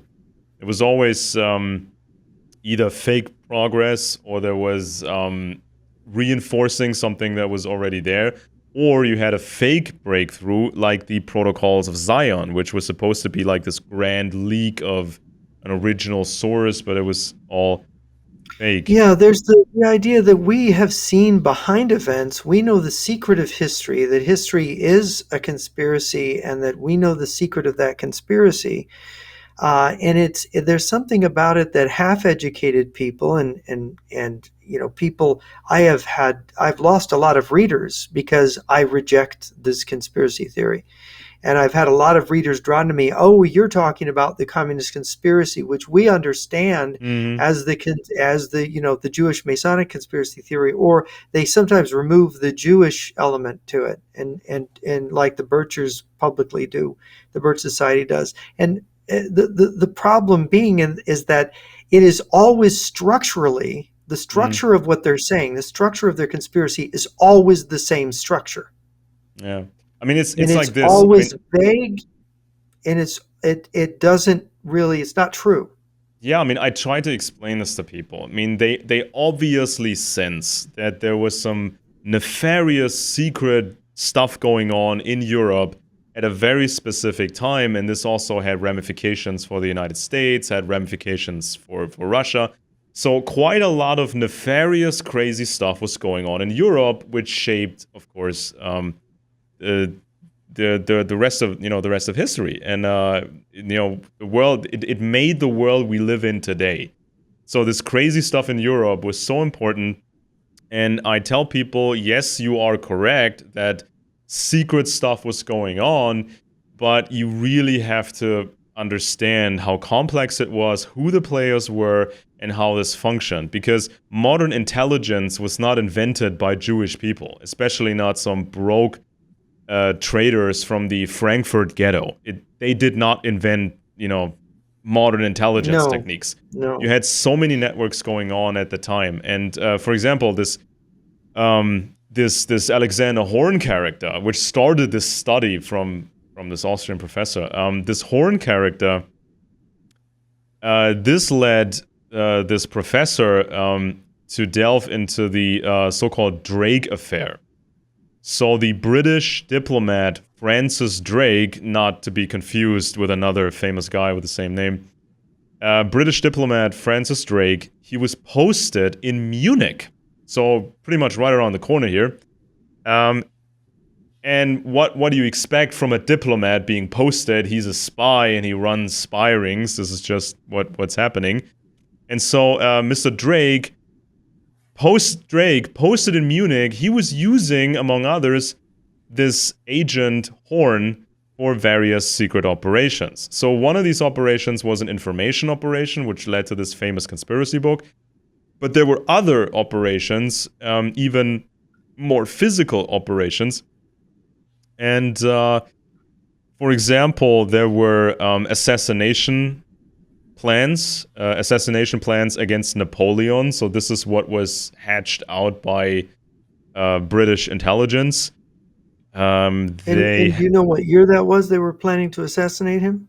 uh, it says here one of these plans failed in the year 1800. Oh wow, that's pretty early. Um, That's before Napoleon was even emperor.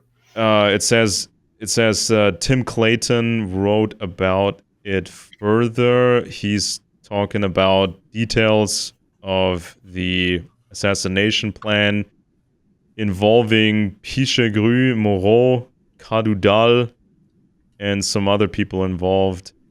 Was that when And somebody tried to throw a bomb in his carriage?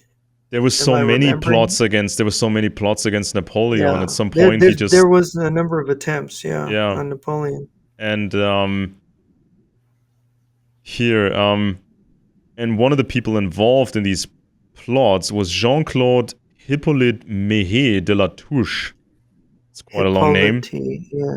Huh. And so this de la Touche, he was also an intelligence asset, and he went to the island of Guernsey, met with his British contacts, and they were talking about plans to incite uprisings in France.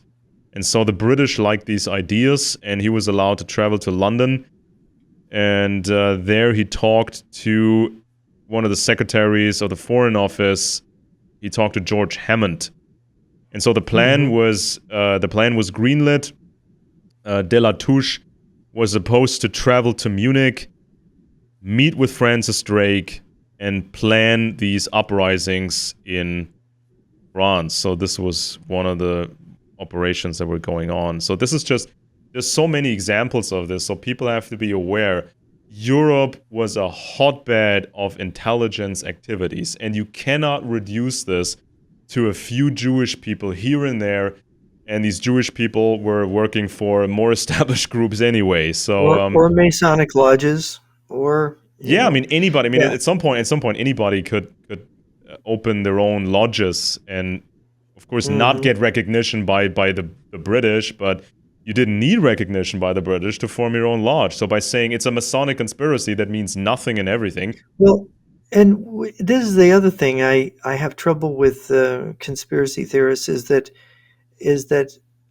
in a way it just totally denies that people have agency and that Mm-hmm. they take sides, that they are for certain ideas or ideologies, that they're have national loyalties, and that these are decisive. Their ideologies and their national loyalties and their own agency. And so that it of course it makes a much more complicated historical picture for people. And people who want to say, I understand, they want it all simplified. And so conspiracy theory is a tremendous reductionist theory, Yeah. that you have. And it means that people who are not willing to do any homework can claim they understand history and current Yeah. affairs. Yeah. And so in the following decades, the next level of conspiracy literature actually came from socialists, especially the early French socialists, which are still being read today, so they're not exactly forgotten. And so that's one of the reasons why some of these leftists nowadays are against Israel. They're very much pro-Palestine and all that. So this kind of goes back to early French socialism. Just gonna mention some things real quick here. You had Alphonse Toussaint. He was putting out his book in 1846. He called it "The Jews, Kings of the Era: A History of Financial Feudalism," and he's talking about James de Rothschild, the French arm of the Rothschild family, and the railroad project and that sort of stuff. So this was even the earlier Rothschild days, and at the time, Britain was creating its new banking system. So this was a very sophisticated affair. They had the new Bank of England. They had the new bond market system to finance wars. They had these private large merchant banks, Lloyds, Barings, Barclays, and Rothschild. So this was a very meticulous system. And it's stupid to say that this system was invented by a few Jewish people and this was all just a Jewish conspiracy. No, this was an empire taking its banking system to the next level. And at the same time, the Brits did not want competing empires to copy the new system. And suddenly you see this propaganda from socialists appearing and from right-wingers appearing. And this propaganda says, no, this new system is a Jewish conspiracy. It cannot work. It's all bad. It's going to implode. It's this and that. And then you can actually start making these connections. These Mhm. organizations on the left who were supporting them, these organizations from the right wing who were supporting them. It's easier with the right wingers in the 1800s, especially in Germany and Austria. You can trace what aristocratic people were members of these groups and supported these groups. So it's like this big deception campaign. And again, there's a reason. The British, especially, they did not want others to copy the new system. They did not want other nations to understand the new system. So it was painted as a conspiracy. And the Jewish angle was especially nefarious because some of these people recruited by the British Empire, some of these people were Jewish. So this made the lie more convincing. Because you put out this nonsense, and if there had not been Rothschild bankers, if there had not been these type of bankers, this propaganda couldn't have worked. Because how are you expect people to believe in a Jewish conspiracy if there are no influential Jews around? So this Mhm. was kind of double nefarious by the Brits to recruit Jewish people to do certain tasks, and at the same time spread this conspiracy propaganda. And of course, this propaganda then took on its own life because the French were running with it, the Germans were running with it, everybody was running with it, and they were adding stuff on top of it. Of course, stuff that was completely false, like the Waterloo fairy tale of all this money being Right. made We after might the. explain the Waterloo fairy tale supposedly. the Rothschilds made a ton of money, um, you know, betting on stocks in the Battle of Waterloo over which side was going to win, and they supposedly had rigged the whole thing, right? Yeah, and historians such as Niall Ferguson, he has written extensively about modern banking. He has a He wrote a double book on the volume. Yeah, Rothschilds. yeah, he has a double. I think it's a Yeah, 2 volume wrote a book series on on the the Rothschilds. I have Rothschilds. the book Then right here. Yeah, I recently reread The Ascent of Money, and so there's quite a it's bit a of very good book. there's a lot of documentation on it, how this banking system was built and how the Rothschilds, for example, how they did what the British Crown wanted them to do. So it was always just move money here, move money there. Depending on how the war was going, should they buy bonds? Should they sell bonds? Buy gold, sell gold? This was always coordinated. And there's even in Niall Ferguson's book, I think it was The Ascent of Money, there's even a quote from the earlier 1800s of this British member of parliament, Thomas Duncombe. So he was kind of a populist, and he was also an early socialist. He was successful in the decades afterwards. So he was working with the unions, and he was fashioning himself as a socialist. But his closest friends were of the aristocracy, and they also covered for his gambling debts. And he was complaining, I think in the 1820s, he was complaining about the Jewish conspiracy and the Rothschilds, and they have, they've their hands in everything, and they can afford everything, and they can decide war or peace and all that nonsense. So this guy One was of putting this Thomas Duncombe was putting this nonsense out in the early 1820s, and Yeah, this was well, quoted Karl in Ferguson's Marx, book. one of his earliest essays was it on the Jewish question, I think is the title of the essay, in which it's a tremendous anti-Semitic screed, saying that the Jews are the ultimate capitalists. Hmm. It's everything that's Parasitic. It's very parasitic. Yeah. exactly all of this stuff. I mean, you would think if you would just take a quote from Karl Marx's writing and take it away from the text and Mm. show it to someone, they would think it was produced under the Third Reich Yeah, because I by mean, by like Joseph Goebbels or someone. this, yeah, and I looked at this because of that little quote in Ferguson's book about Thomas Duncombe. I looked at Thomas Duncombe, and he was responsible for a book about the Jews, the history of the Jews in Britain, and he tries to appear like a scientist. He Mm. says he's not a fan of these old anti-Jewish myths, but then he tries to present this argument that Jews in particular, but also the older aristocracy and the older church, they were also greedy, and it always ended up in a catastrophe. And so he's not singling out the Jews completely, but he's emphasizing them in a nonsensical way. And so this book he was responsible for about the Jews in Britain, this book basically is a foundation for right-wing extremism and left-wing extremism. Now, Mm. what the left did at first, they ran with the anti-Semitism, then they dropped the anti-Semitism, but kept all the other elements intact. So the enemy is parasitic, capitalism is just plain evil. So they kept most of it intact, and then the right wingers, especially in Germany, they were amplifying the anti-Semitic thing. Whereas Thomas Duncombe, he was kind of in the middle. He was kind of neutral. So it was up for these ideologists to decide, amplify the anti-Semitism or reduce it.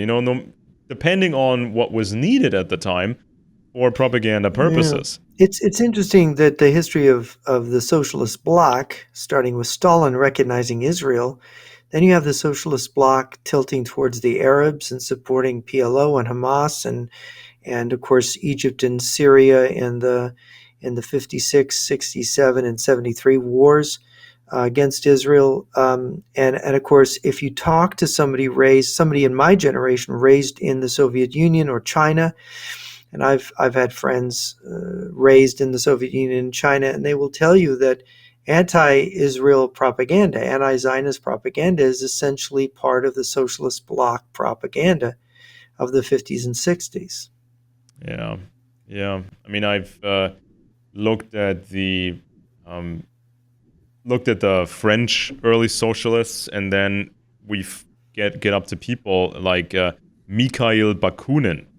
Now, Mikhail Bakunin is a name that is recognized by quite a few socialists even to this day. And Bakunin was from a aristocratic family. His father was a career diplomat, of all things. And Bakunin was first interested in the Enlightenment movement. He studied in Berlin, went to Dresden, and became friends with Arnold Ruge, who was connected to the Italian revolutionaries, especially the Italian revolutionary Mazzini.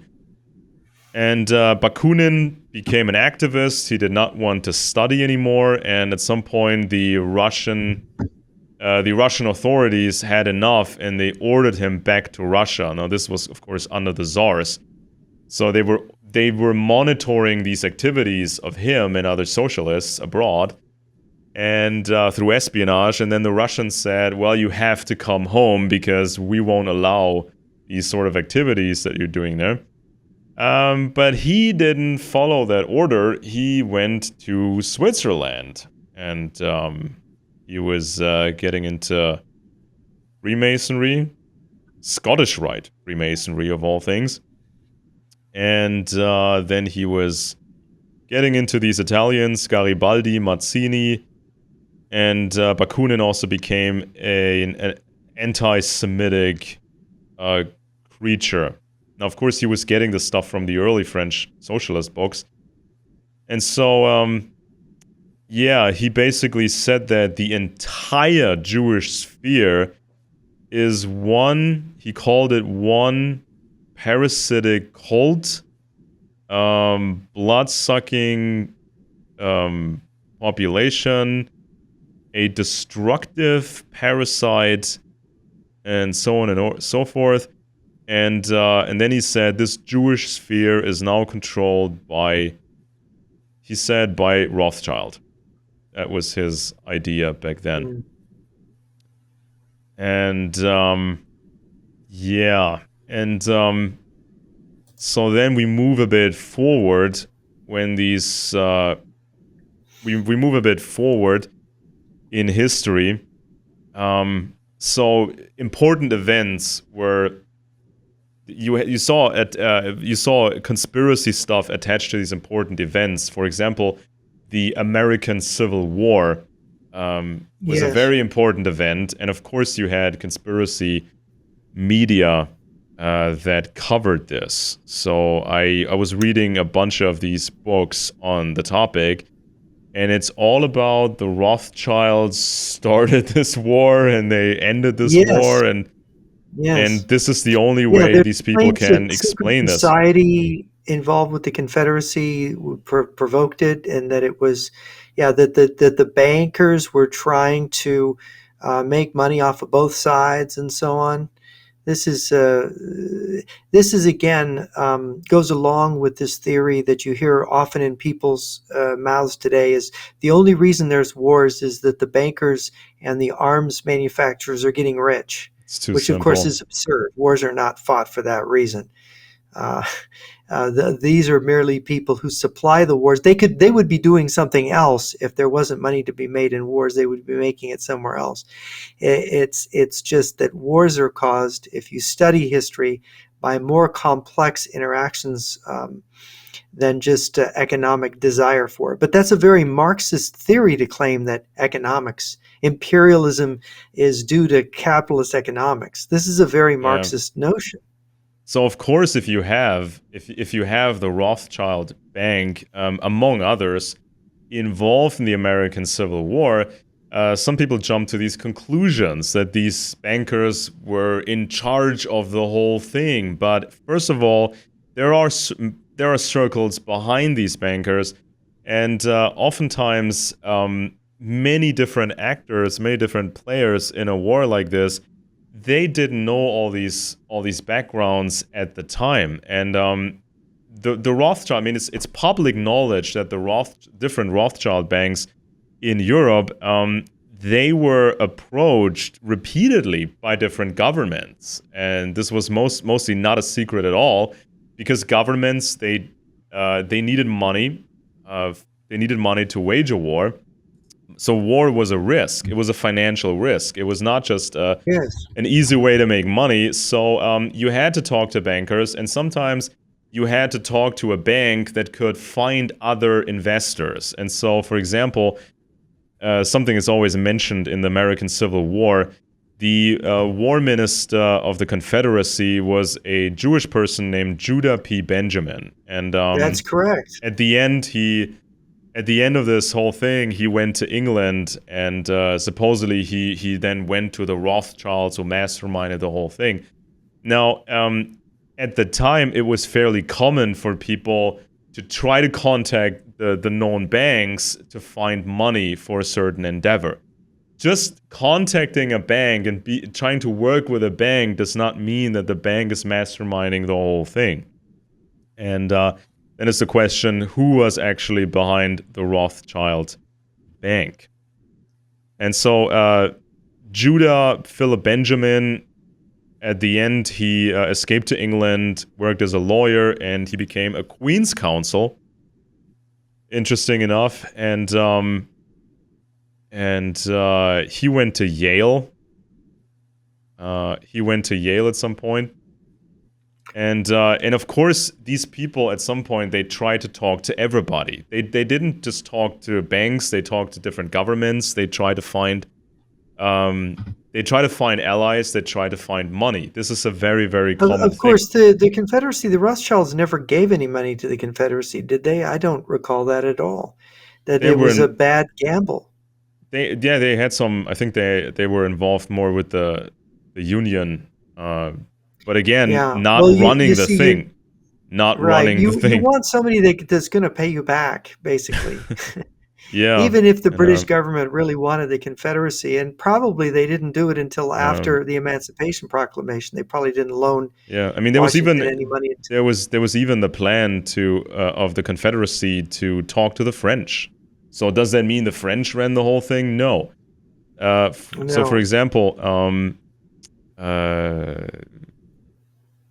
So for No. example, uh, this Judah character, he became a senator, then he became war minister of the South, which was a very difficult task because the South did not have a large weapons industry. There was no powerful navy to protect the harbors, Mm. and so the plan of the Confederacy was fairly straightforward. They wanted to wait for they wanted to wait until the Union tried the invasion, lure the enemy into these large areas, and then try to stall them long enough Or until even the defeat Union, them. or defeat them, or at least stall them until the Union wants to settle and wants to make a deal. I mean, And first so, Bull Run, second Bull Run, Chancellorsville, these were yeah, all and Confederate so victories, right? and so so yeah, Britain was not interested in the South. Well, Uh, they actually initially they were, and if you read the reports of Henry Adams, whose father was the U.S. Ambassador to Great Britain, the British government and the French government had the idea of supporting the Confederacy, and this is why the Emancipation Proclamation by Lincoln was so decisive, because Britain had already outlawed slavery in the British Empire. They could not support the war if it was about slavery. They couldn't support the hmm. South, and that just undercut the intention to support the South. And this is what allowed the blockade. The South initially, what they did is they withheld cotton from Europe, especially from Britain and the British textile industries, to force them to recognize the South. And of course, this is an enormous piece of pressure, but Britain just went to Egypt for cotton, to grow the Mm-hmm. cotton. and they found another source because in the end, it politically was not doable a war with the United States where they Yeah. contemplated it. They Yeah. ended up realizing it wasn't politically. I mean, the ideology, it was the government there at the time was um, he was kind of religious, and um, it wasn't Disraeli, it was the other guy. I'm not thinking of his name, but he was very famous as being Hmm. quite religious and very, I guess you could say, idealistic. So Okay. he couldn't possibly, being that he was from the party that wanted economic freedom and more freedom in Right. general. Um, To support the it South and the yeah. Confederacy. So, Um, and also the French were hesitant. The emperor at the time was Napoleon III. Then there was a bank who was initially interested. The bank was called Erlanger EC, and mhm, the chief of the bank was Baron Frederick Erlanger. He traveled to Richmond in 1863 and was negotiating with Mr. Benjamin. And this Baron, he had been to the Stockholm court. He was involved in Swedish Swedish projects and Portuguese financial projects. hmm. Portugal at the time was ruled by the family of Sachsen-Coburg-Gotha, which is from Germany originally, and then of course Well, became Portugal's alliance British. with Britain was one of Yeah, the longest standing alliances in the history of the world.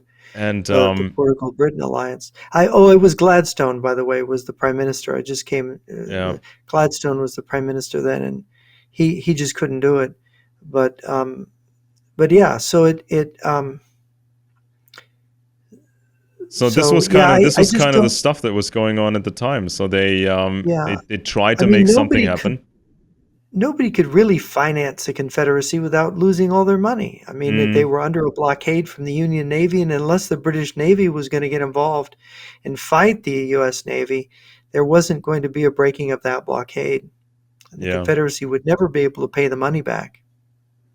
yeah. And then we had, of course, the assassination of Abraham Lincoln, which became a legend in conspiracy Oh, that is a big literature, conspiracy one. Yeah, April of obviously. 1860, what was it, April 14th, 1865?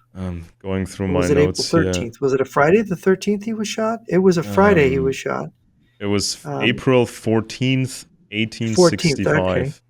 That's when I thought it was the 14th. So, yeah, and of course, there were attempts on other members of the government, and of Exactly. course, John Wilkes Booth, um, and even Grant, General Grant, had somebody come up to his carriage, who he later thought could have been John Wilkes Booth, that might have been trying to assassinate him. He was originally going to go to Ford's Theater with Lincoln that night, Yeah. but he and his wife decided otherwise. Mary Lincoln was sometimes a very unpleasant person to be around, and I think that Yeah, and so Mrs. if if Grant if and there Mrs. was Lincoln didn't get along. yeah, I mean if there was a war of that magnitude, obviously there are assassination attempts, not just against Yeah, there had Lincoln but been against others. And many so attempts on Lincoln. and Yeah. so after the assassination, that's when the conspiracy nonsense happened. So there is a fake Lincoln quote that's been repeated over and over again. Supposedly, it's from the archives of the Times of London, and Hmm. according to legend, the Rothschilds tried to pressure Lincoln, and this was a ploy to gain control over American finance. And so Lincoln was not agreeing, and therefore the Jewish conspiracy had him killed.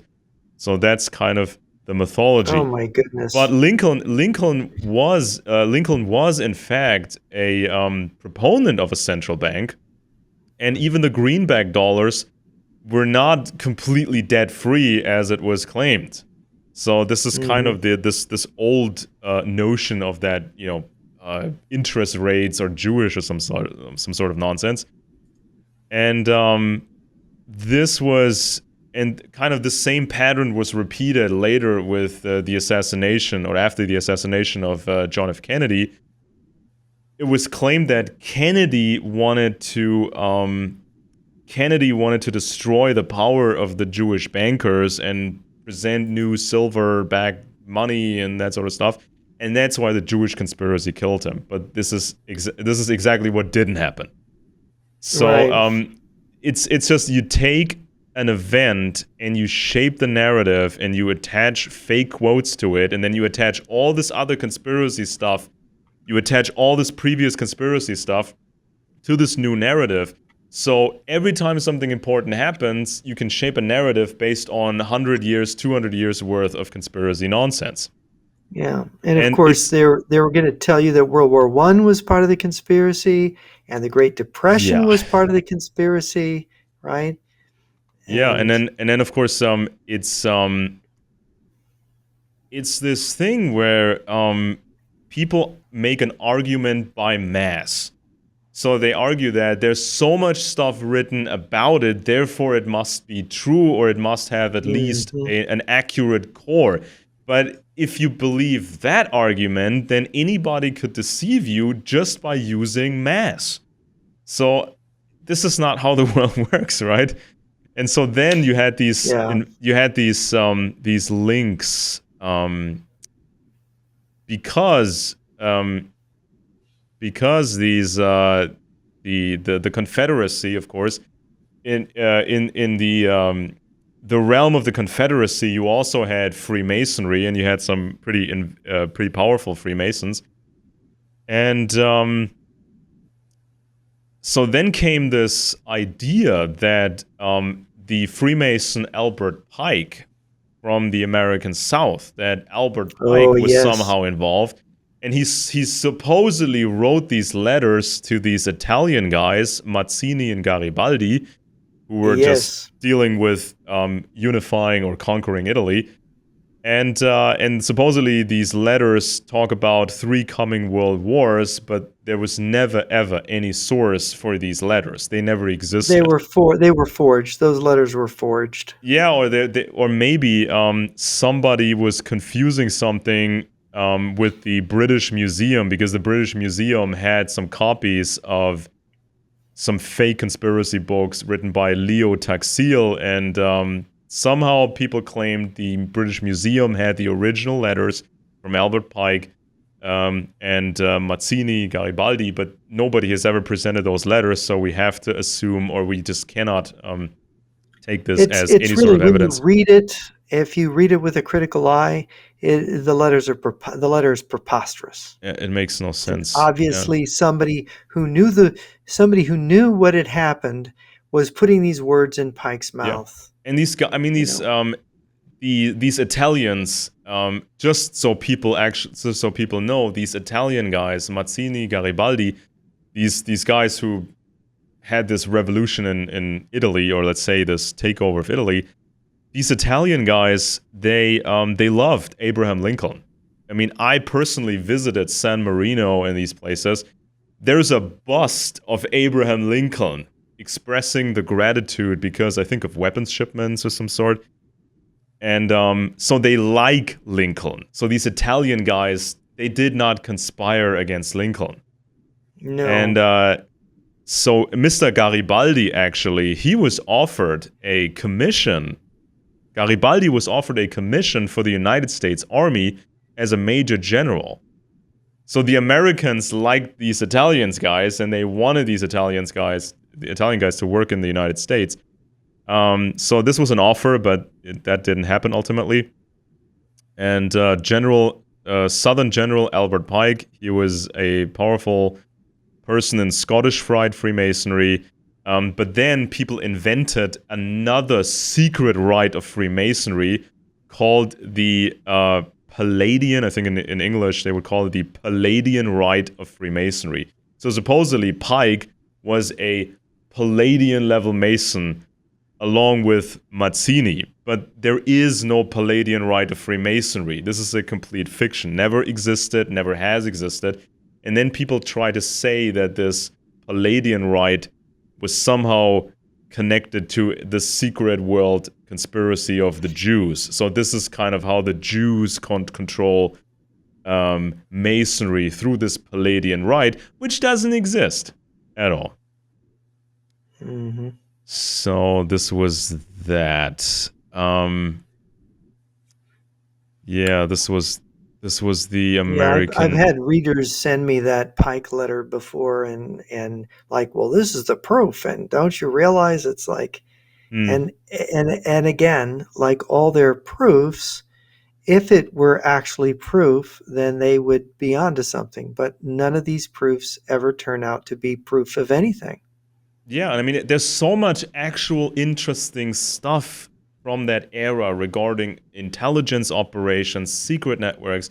I mean, I'm not telling people I'm not telling people to be disinterested in these topics, because sometimes these conspiracy buffs, if you don't agree with them, they assume they assume that you assume everything's okay and there's no nefarious stuff going on. But there was nefarious stuff going on, very secret stuff going on, but you really have to look beyond these conspiracy books to understand what was going on at the time.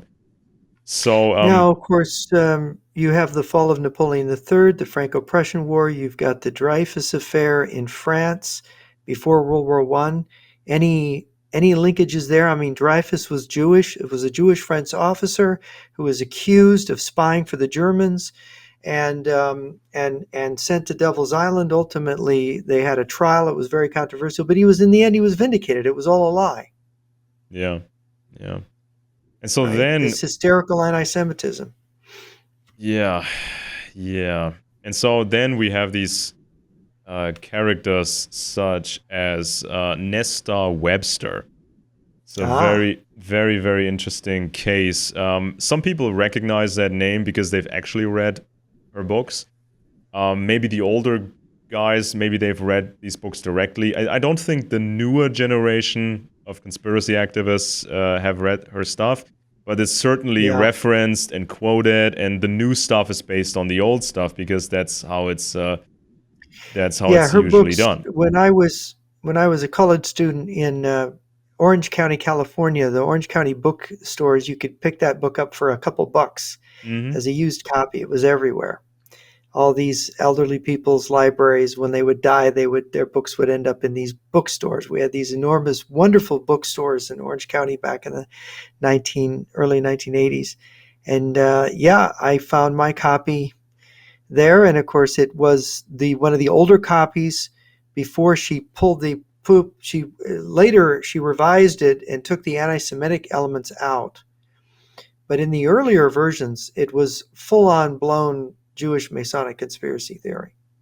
Yeah, I mean, this woman was born in Trent Park, which is a huge, expensive mansion, the northern area of London. And this building had been used by intelligence agencies, used by the military.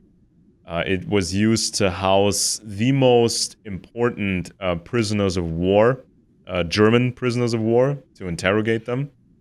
So she was born in this building, and this place in 1777 it was rented by King George III to his personal physician. That's how important this building is. In later stages, the building was owned by the Bevan family, who were involved in Barclays Bank.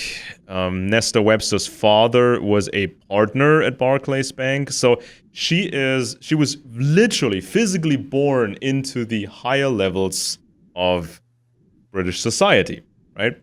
And so the notion that some tiny Jewish families had taken over the power, um, with this notion, she could portray herself as a rebel. She was born into the establishment, but she also claimed to be a rebel. She was fighting against this nefarious Jewish conspiracy. But she was in the establishment herself, so this obviously makes no sense whatsoever. Do you know very much about her personal history? And I think she lived a fairly long life, didn't she? Yeah, she was. I think she was even in later years. She was even involved with, I think, German groups, the earlier German fascist groups, and they were, because the British groups and the German groups were talking to each other, and there was all kinds of espionage going in both directions. But of course, the British were much better in intelligence matters, as the Germans, or the regular Germans, not the She aristocracy didn't though. take her Jewish Masonic conspiracy theory serious enough to actually become a pro-Hitler person. Who she didn't get uh, arrested and put in a camp during World War II in Britain, did she? Um, no, I have it in my notes here. There were certainly people like her, even sometimes aristocratic people like her, who were so much into this fascism thing that they were arrested for some time. Yeah, there I'm were not quite a few. remember. Oswald, I don't remember yeah, exactly about her, but I'll find it in my notes here. So she put out this book, World Revolution: The Plot Against Civilization. yeah. And so It- this was not just something she put out in small, quantities, the small run of copies that she sold. No, she got public support for this book, support from Lord Kitchener and Winston Churchill yeah, that's pretty in crazy. I mean, in her basic 19, yeah. theory was, yeah, if I recall right, it was that the Illuminati was a secret occult society plotting communist world domination through Jewish Kabbalists, Mm-hmm. Masons, and the Jesuits, right? And that she said that both the French Revolution, the 1848 Revolution, the First World War, and the Bolshevik Revolution were all part of this conspiracy. Yeah, I mean, she was not qualified to judge any of these events, let alone link these events. And so in 1920, there was an article. In 1920, there was an article by Winston Churchill in a newspaper with the title Zionism versus Bolshevism, a struggle for the soul of the Jewish people. And so Winston Churchill was advertising for Nesta Webster's book with this article. And to this day, you see right wingers, especially in Germany, you see right wingers quoting stuff from Winston Churchill and others because that seems to support this neo-Nazi ideology. So they're quoting these influential people and saying, see, they agree with us. They agree with us. There must be something to it. And if you talk about the Jewish world conspiracy, that makes you a hero. And if you don't talk about it, then you're a coward and all that sort of stuff. Yeah. It And was interesting that Webster had an anti-German because she was British. There was an anti-German element in her writing, well, which she even said she said the same thing that John Robinson said way earlier. She said continental European Freemasonry is a conspiracy, but British Freemasonry is great. So mhm. Germany creepy, Britain awesome. That's There's a Hillary Belloc wrote about this about Nesta Webster, and he said that, and this is the exact quote. He said, "In my opinion, it's a lunatic book writing about the world revolution." And he said, she is one of those people who've got one cause on the brain. It's the good old Jewish revolutionary bogey. But there is a type of unstable mind which cannot rest without morbid imaginings, and the conception of a single cause simplifies thought. With this good woman, it is the Jews. With some people, it is the Jesuits. With others, the Freemasons, and so on. The world is more complex than that. That's what Belloc wrote about her. And and of course, this is taking her at face value, is assuming that she's sincere, that she really believes this, and she might have been sincere. But you think because of her connections, she maybe wasn't sincere. She was maybe recruited to write this book.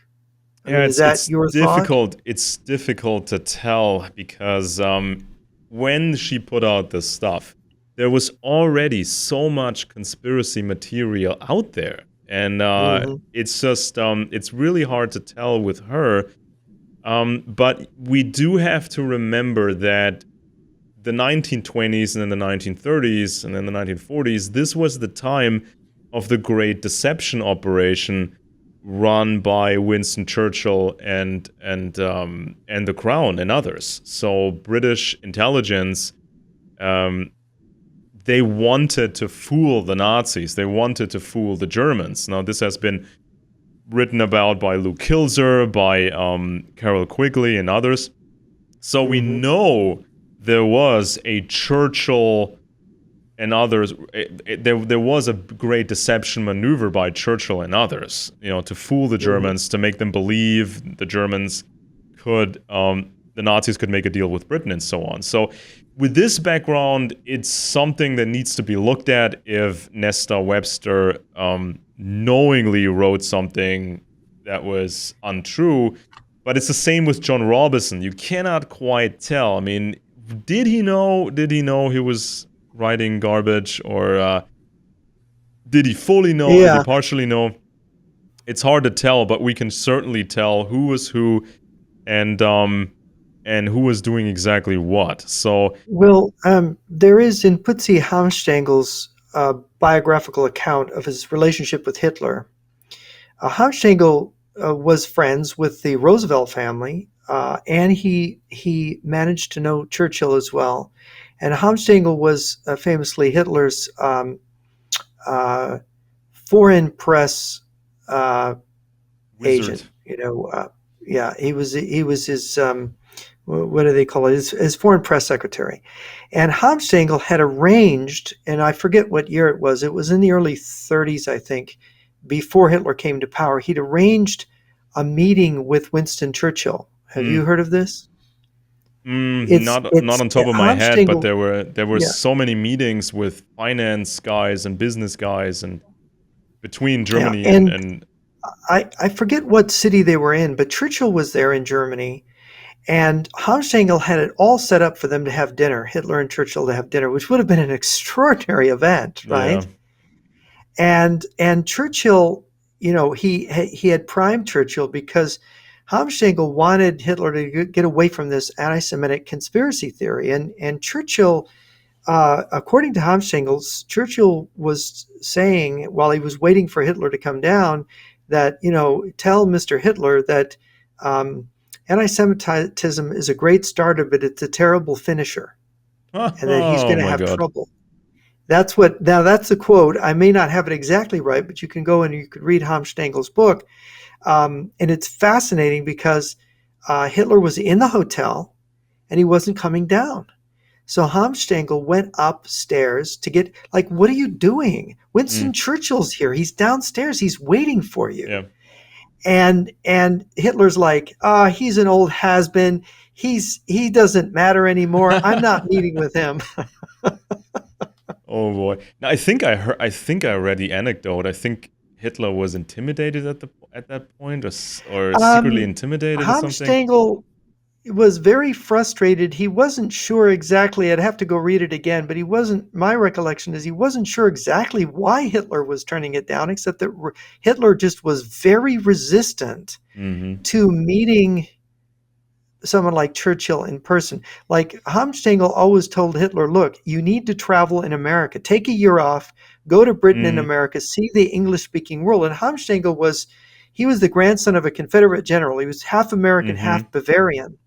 And he spent World War I in New York running the family business.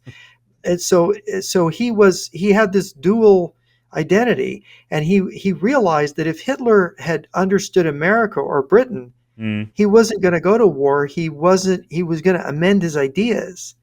But Hitler was resistant. He didn't want to amend his ideas. And that was sort of what Hamstangel was trying to do with Hitler. Interesting. It's an absolutely fascinating memoir. I think I've read it 3 times, and it's absolutely worth reading because of the insight it gives into Hmm. the conspiratorial mind, and Hitler's anti-Semitism, how integral it was to his political career and his personality. Ironically, at the time, the Freemasons of the United Grand Lodge of England supported Nesta Webster's books. Now, this is, of course, very Wow. paradoxical because quite a lot of conspiracy literature um, is very, very hostile towards Freemasonry because they see it as a Jewish institution. And now, of course, in the rituals of Freemasonry, there are elements in there that go back to the ancient world, the Old Testament, and that sort of thing. And that does not mean that Freemasonry was invented by the Jews. Especially British Freemasonry was created in 1717, so almost roughly 3 years after King George the First, after King George the First became king. And there's some debate among British Masons if there were predecessors in Scotland going back to the 1500s and that sort of thing. So it's not a Jewish invention. It does have elements in it going back to the ancient world, the Old Testament, and some different or additional Masonic systems use this as an entryway into the larger ancient world, meaning an interest in ancient Egypt, ancient Rome, Greece, Persia, and all Well, these is other is the empires. Mason name refer to the builders of the pyramid, or I always wondered about that. Where do they Um, get that? well, they have this story of they refer to the Temple of Solomon. They refer to the builders of the temple. They have a story about the story about Hiram Abiff and his transformation or his Masonic transformation. And so it's full of symbology and it's full of allegory and that sort of thing. And but it's of course Jews in the ancient world, that was a very, very small group, and they were surrounded by these vast empires, like the Roman Empire and many others. Persian So Empire and the exactly, Egyptians and so the Freemasonry, if it, so Babylonians. it's not uncommon for people to be interested in the ancient world, and this is basically one of the cores of Freemasonry. It's sort of this interest in the ancient world. And the other big thing in Freemasonry, which most people are completely unaware of, is science. So there's a good. I tried to read a Masonic book once, but I couldn't hack it. It was just too dull for me. But Well, yeah, it, it's very, it gets dull, but it's in pretty dull. But I never really understood what it was they. Of course, it's all shrouded in all this mumbo jumbo and secrecy. I So think what it the thing when it gets interesting is when you're in it, when it's yeah. the right sort of building, and all the architecture is based on the ancient world, is based on all this Now, stuff. is it related to the guilds of the builders of the cathedrals in the Middle Yeah, Ages? yeah, yeah, yeah. This was when in especially the Middle Ages, when it was a taboo to be a fan of the ancient world. Um, Hmm. so these Masonic builders, they had all these techniques, and they were hiding symbology in these buildings, and they had this idea of mystical mathematics and Hmm. ratios and sizes and shapes, and so they were hiding things. And if you ever visit Europe, you can see this stuff in all these Now one buildings. wonders if this didn't all come in ex post facto from the fall of Byzantium, when you had all these Mm. manuscripts from the Byzantium going into the Italy. stimulating the Renaissance. You had the Medicis who were crazy to get these old Mm-hmm. manuscripts. And here the Medicis, they almost dropped everything when they got these Hermetic texts that Yeah. were reputedly, from ancient Egypt, which were then later disputed. But and then you had the project where they wanted in the late 15th century, they were trying to revive a Neoplatonism, Mm. right? So And it it was, draws from all these sources. So yeah, it's not just a Jewish thing, and right. especially when it comes to when it comes to the texts, right? Because Yeah, the if you ancient want to text. join a Masonic lodge, you have to learn these ritualistic texts, and you have to perform these rituals, and the expectation is that you perform this word perfect, so you get it completely right. And when you're in it, and when you're in a special lodge with powerful people, then it becomes interesting, because then there are the reverberations of the millennia. Not just because you're in a lodge with aristocratic people and families that go back 1,000 years or more. It's also the history of the empires and the traditions, and so that's when you feel it. I believe this is when it becomes interesting and thrilling, and It's also, thrilling because you're becoming part of the great families, the yeah. great group And that so runs history. it is a common misperception, especially among conspiracy buffs, this misconception that Freemasons do nefarious things in these lodges. Hmm. It's the lodge is for ritual, but besides the lodge, if you're a high-ranking Brit and you're also in the intelligence community, and you are related to powerful families, and or you're in the military, this is it's separate from Freemasonry, especially the lodges. Now, of course, people can take their inspiration from the lodges and can apply that inspiration to intelligence work or whatever. The philosophy of what operations to run. Of course, there is a certain connection, but Masonry, the lodge is for the ritual, and anything else is can be many things, and these other things, they can exist without any sort of Freemasonry. I mean, there are intelligence organizations, military organizations, trade organizations, anything. So Yeah. this is and so this is kind of the paradoxical thing, that conspiracy literature painted Freemasons as devil worshippers and all these sorts of things.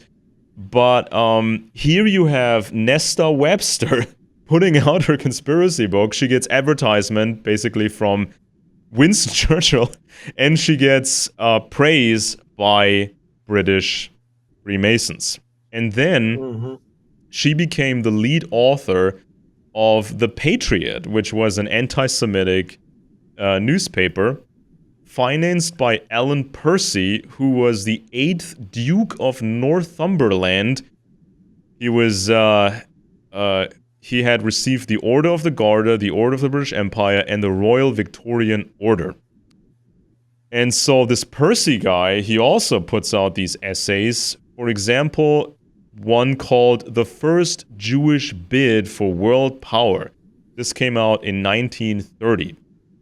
Hmm. And so he tries to appear scientific. He wants to appear legit. So he's quoting a recent study at the time about the Roman Empire. And this study was put out by the Oxford University Press. And attached to the study was a professor for ancient history of the University of Yale in America. Hmm. And I looked at this. I looked at the exact text of the study. So the study basically says that Jews were already a massive problem for the Roman Empire. So not just the uprising that was brutally smashed, but in general. There were two that were brutally smashed. Yeah, and so basically the study tries to paint this picture, and this is really important because this then became, the Nazi way of thinking. Um, Hmm. the study sounds like Jews are wrecking great empires. That's the basic line of argument here. So somehow the Jews and the Jewish ways and the Jewish spirit, somehow it led to the downfall of the Roman Empire. And this was picked up by Or as Nazi. Hitler would say, they're culture destroyers.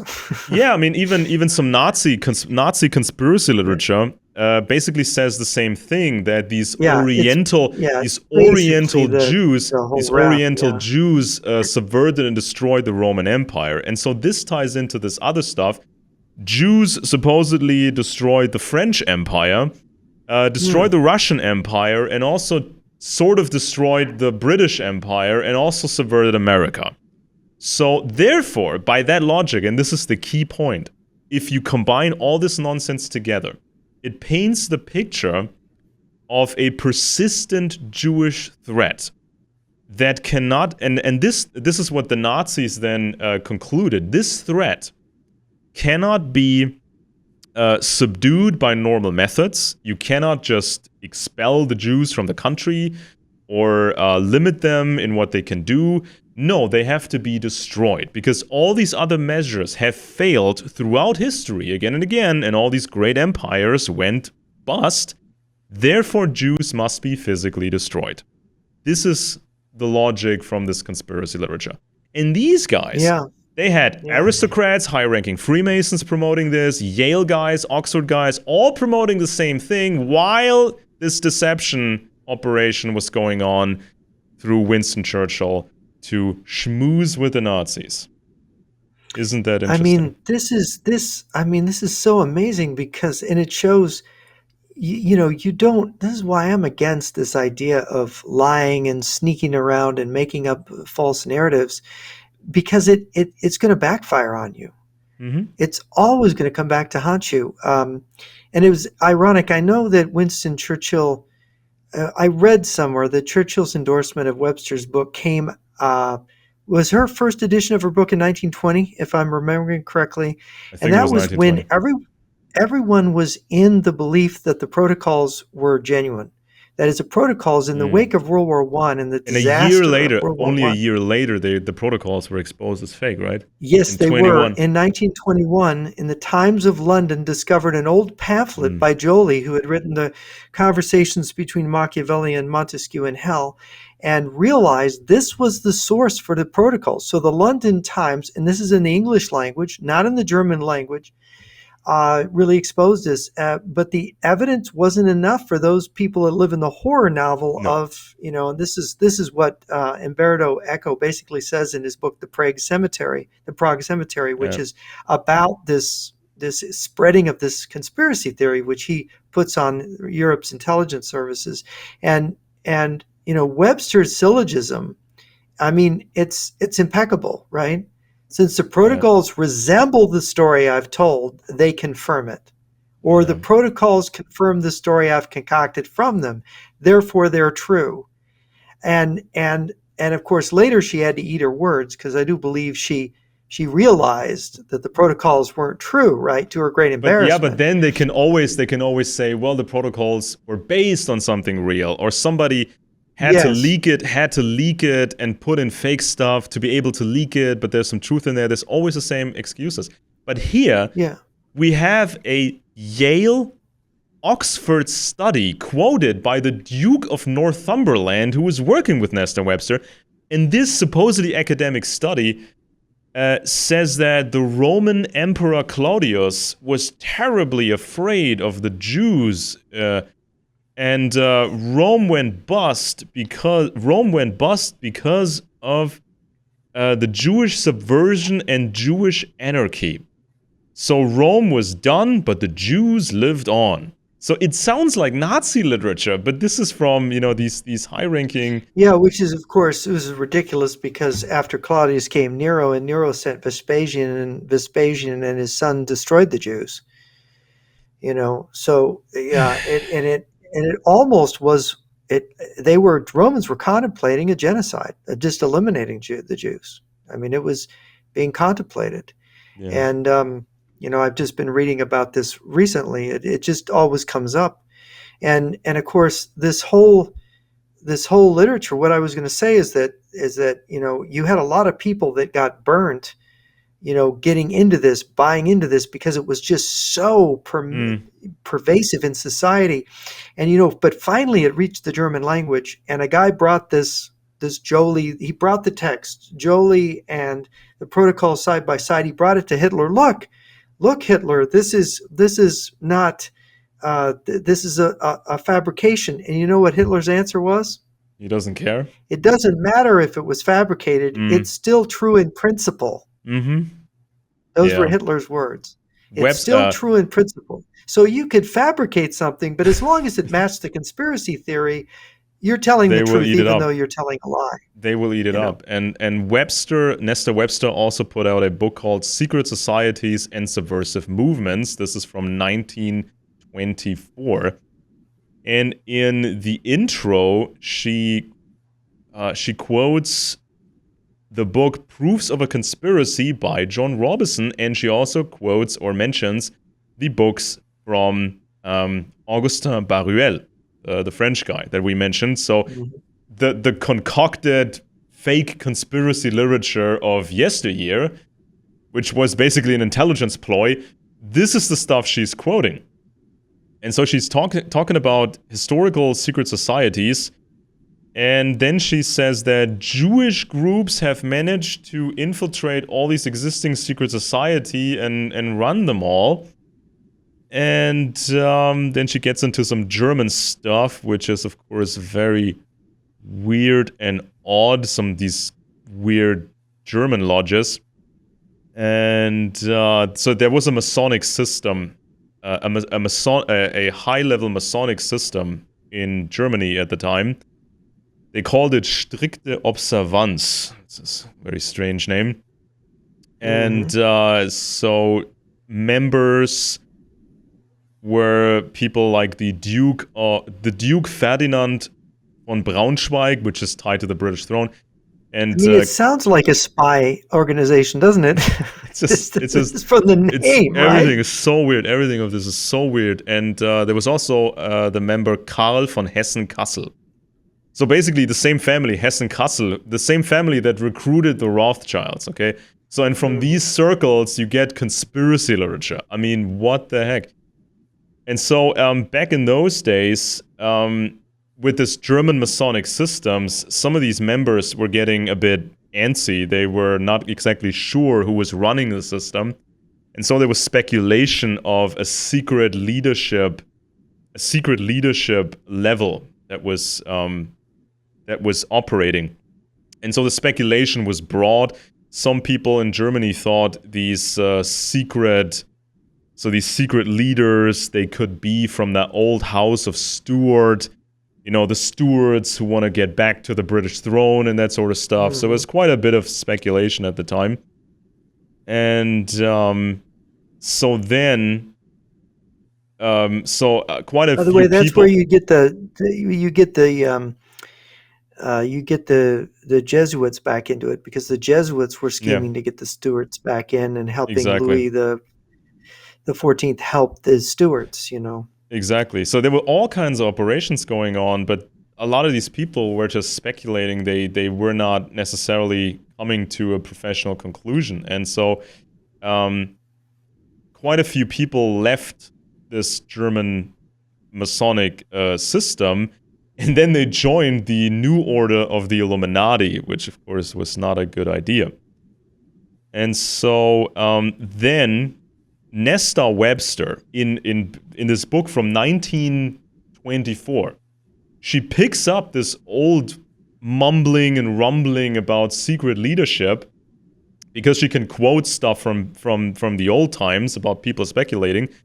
But she now says the secret leadership was the Jews. She has no evidence, of course, but this is how she can tie past things into this new idea of a Jewish world conspiracy. Yeah, this is what the president of the John Birch Society told me. At the top were these 9 Jewish black magicians, Kabbalists, who ran the world through the banks and the Masonic lodges. It's just like, oh man, it is lunatic. It is lunacy. Yeah. It is absolute lunacy. That is not possible. That is not actually possible.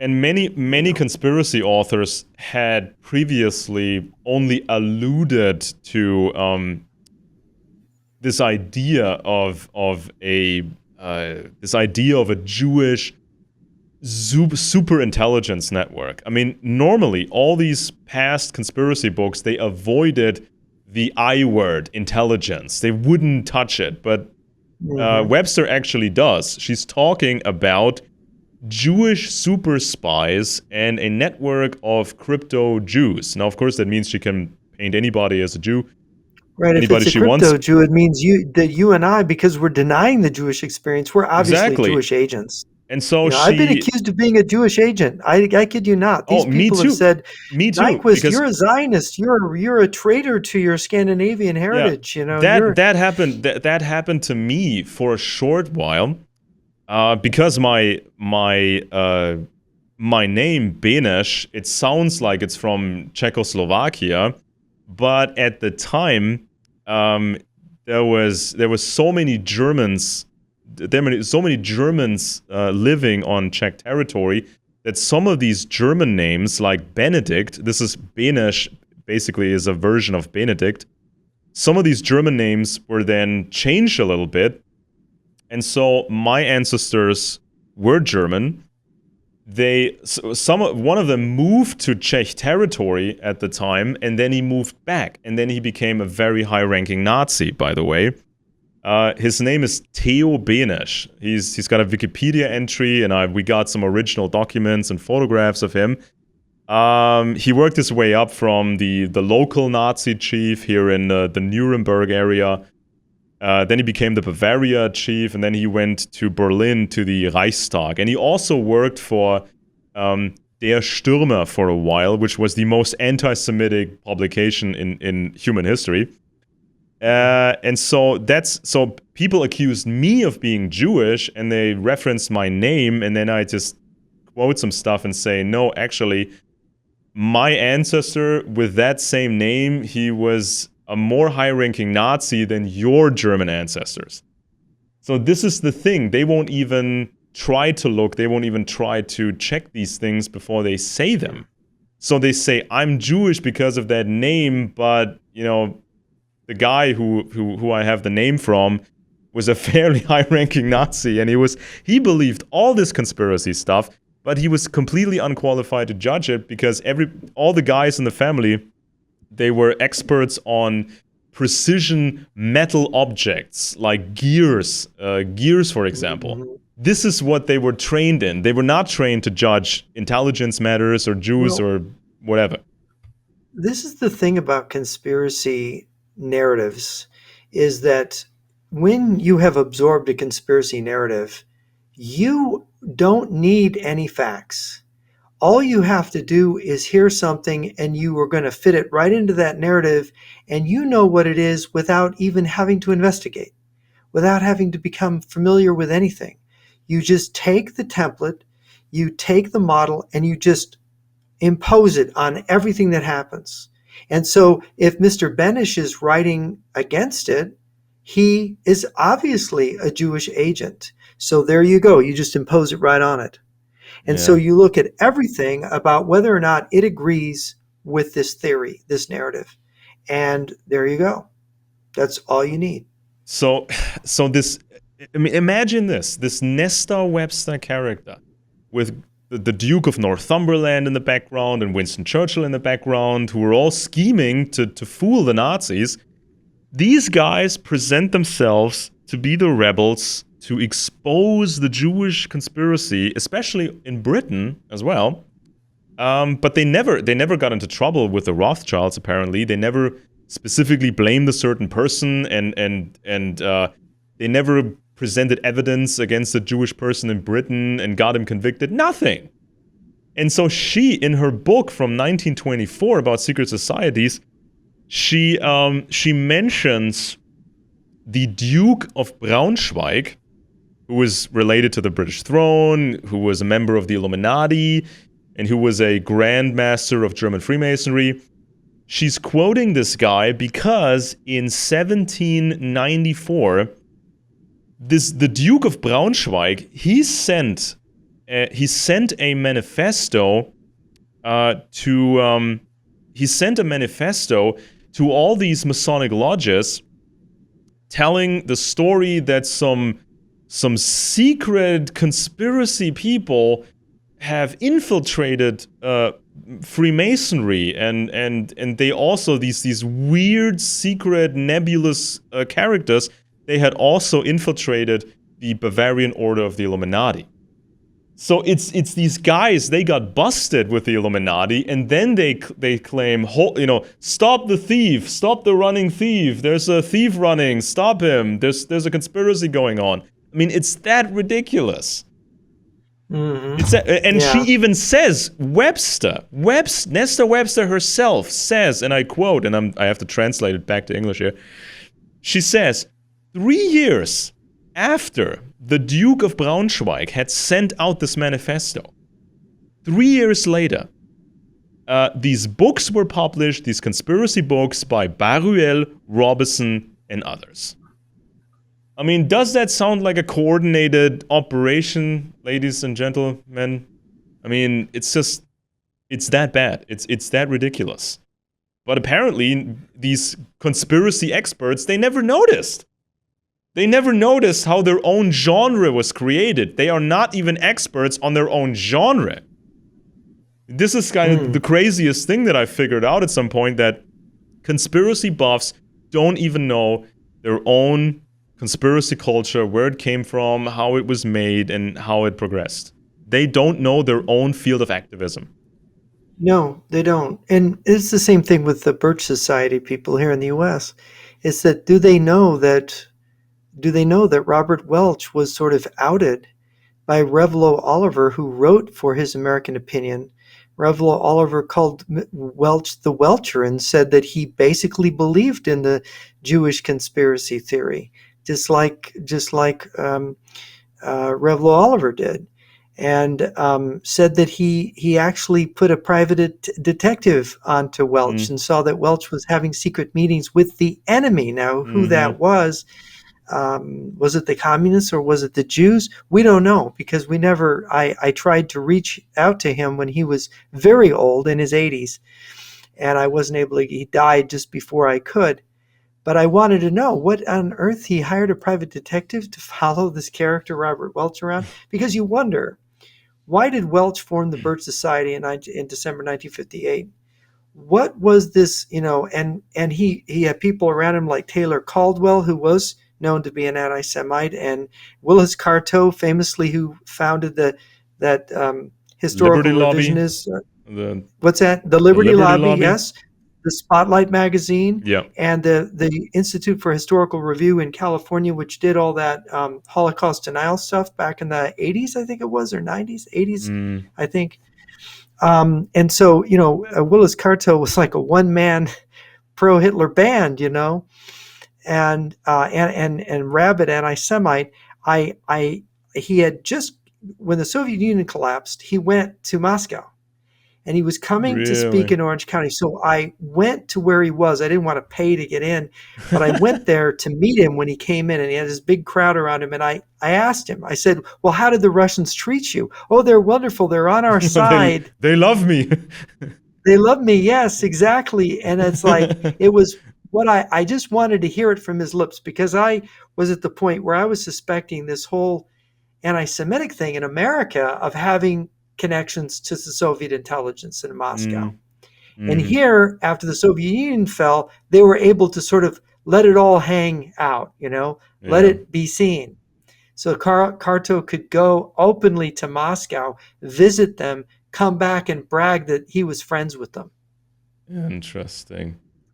And I found that I just had to, because I was investigating the Birch Society. I was studying this American anti-Semitism, and I was suspecting these connections to the Russians, back then, in the late 80s and early 90s.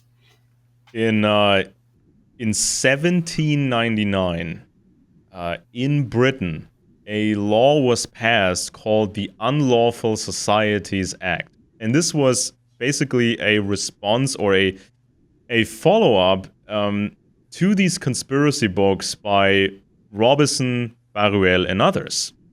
So this paved the way for the law, the Unlawful Societies Act of 1799. So now it was illegal for organizations, of course, not including British Masonry, but other groups, they could no longer demand loyalty oaths from the members, and these other societies were required to provide membership lists so the government could check them out. And you needed a court. A court had to agree for certain locations to be used for meetings. So then if you wanted to print certain pamphlets and things, this was also regulated. And all Masonic lodges up to that point were exempt from that new law because, of course, the British system, they controlled British Masonry fairly well. But any other society, any newer society, that was under strict surveillance. So you could try to make a true secret society, but if you get caught, holy smokes. And especially the laws at the time dictated that if your secret society was against the crown and against the existing system, you could be executed for treason. So this was the situation at the time. And yeah, and so this was the Webster character. So and then I covered all these German guys in the Nazi era, or the in-between guys. Guys like Theodor Fritsch. So this started in the 1880s, and then he became a big guy for the Nazi movement. And it was all about Jews and more Jews. So yeah, this is an obsession. This anti-Semitism is really an obsession. Yeah. And so they published all kinds of stuff. They claimed that Jews infiltrated the Knights Templars back in the day. Oh yeah. And that sort of stuff. And yeah, and they repeat all this old stuff, and then there's this one particular quote that I wanted to underline. This was one of the Fritsch publications, and Fritsch published a German edition of the Protocols of Zion, and so after the text of the Protocols, the publisher added some more stuff from himself. Because the protocols are so lame, they're so stupid, you always find stuff added to them. And so he says, he basically says that the old aristocrats, the old aristocrats were naive, they were kind of stupid and buffoons, and they didn't realize that the Jews were stealing the power from them. And so he even says that, well, these aristocrats, at some point later, they could then read the Protocols of Zion to find out how this all went down.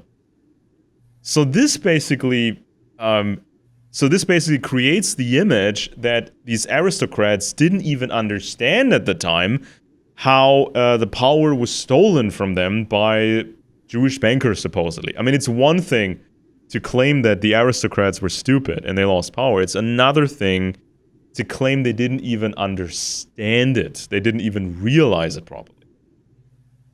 And so this became sort of the Nazi literature. And so you had, before even the Nazi party existed, you had many different political parties and activist organizations. And there were so many of them, and I looked at virtually all of them.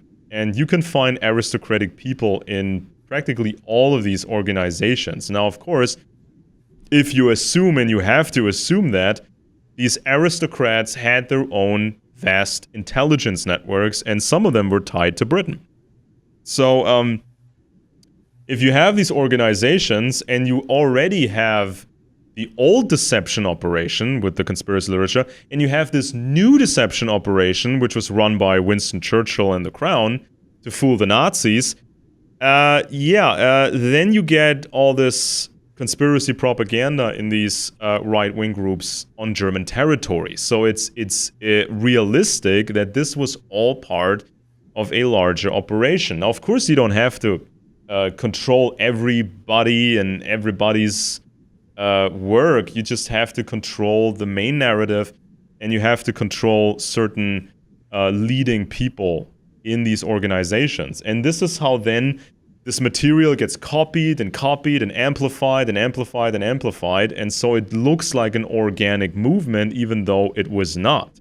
Because Germans, for the longest time, they didn't care about Jews because they were busy fighting Napoleon and others. And the Jews were only 1% of the population of Germany. Exactly, and the Russians. So even in the days of Martin Luther, there were almost no Jews in Germany. Yeah. So you would almost never even find a Jewish person. And just to clarify, Martin Luther was anti-Semitic. Yeah, but he knew very little about Jews. He probably never met a Jew, huh? No, and there were very few Jews in Germany. And his translations, I mean, Martin Luther's translations, they skewered the language to make Jews look as bad as possible, basically. And so, so Germans, they were occupied with fighting the French, fighting the Russians, and all this stuff.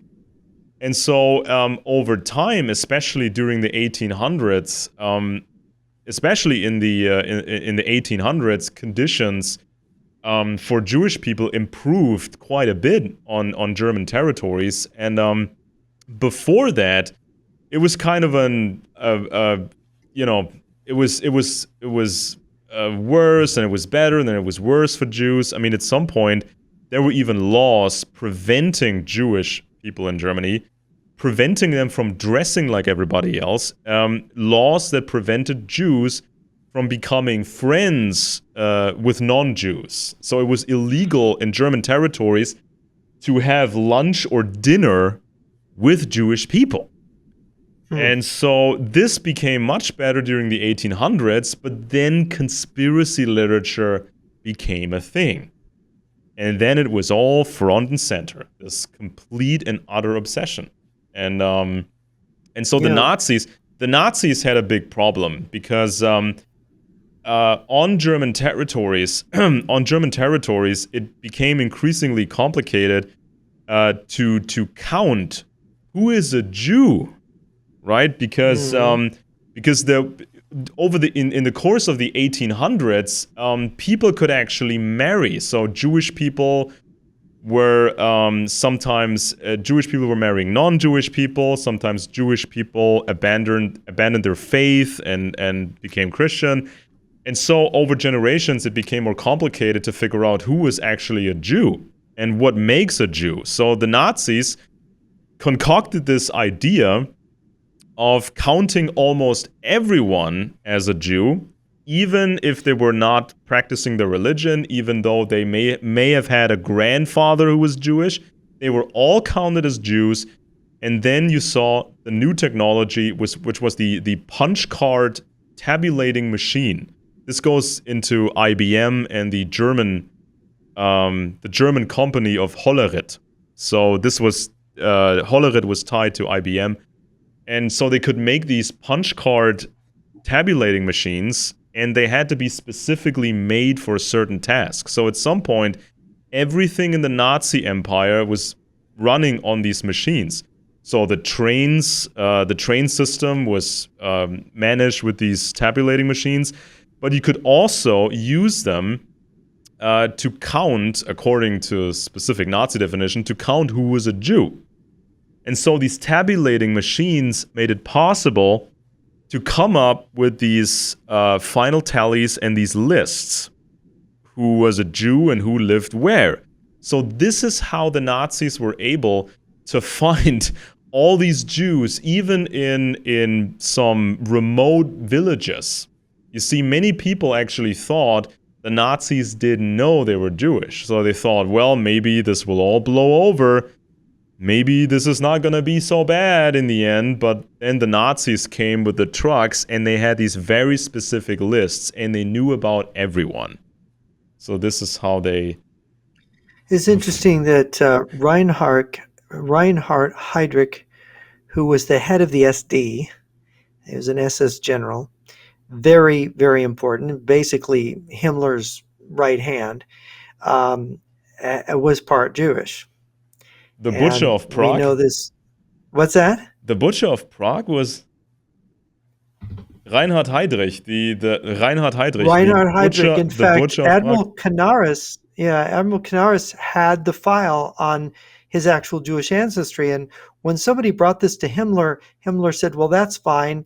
You know, we have something over him. He'll work harder for us. Oh boy, that's crazy. Yeah. And this has been in a number of books. I think it was in it was mentioned in the book by Himmler's Finnish Doctor. It has been mentioned by Walter Schellenberg, and of course by the biographies on Admiral Canaris that are extant. That this was being held over him. He tried to hide it, and they found out by this method that you know of, and it couldn't be hidden. But they thought, well, he's so zealous, right? Yeah. And it's so funny because he was so high up in the Nazi hierarchy. I mean, and he was to a certain guys. degree, to a certain significant degree, the Nazis must have known that core aspects of the conspiracy mythology were false. Because, and I cover this in my study. I have this extended chapter on the Rothschild family throughout the generations. And what most people don't know, at some point, the Rothschild family was so small, they had almost no bankers anymore. And some of the Rothschild men actually volunteered for military service, and which was very dangerous. So this directly contradicts this mythology of these greedy Jews sitting around and rubbing their hands while the rest of the world is killing each other in wars. So, for example, you have James de Rothschild, the French arm, son of Edmund de Rothschild. He joined the armies of France, Canada, and Britain.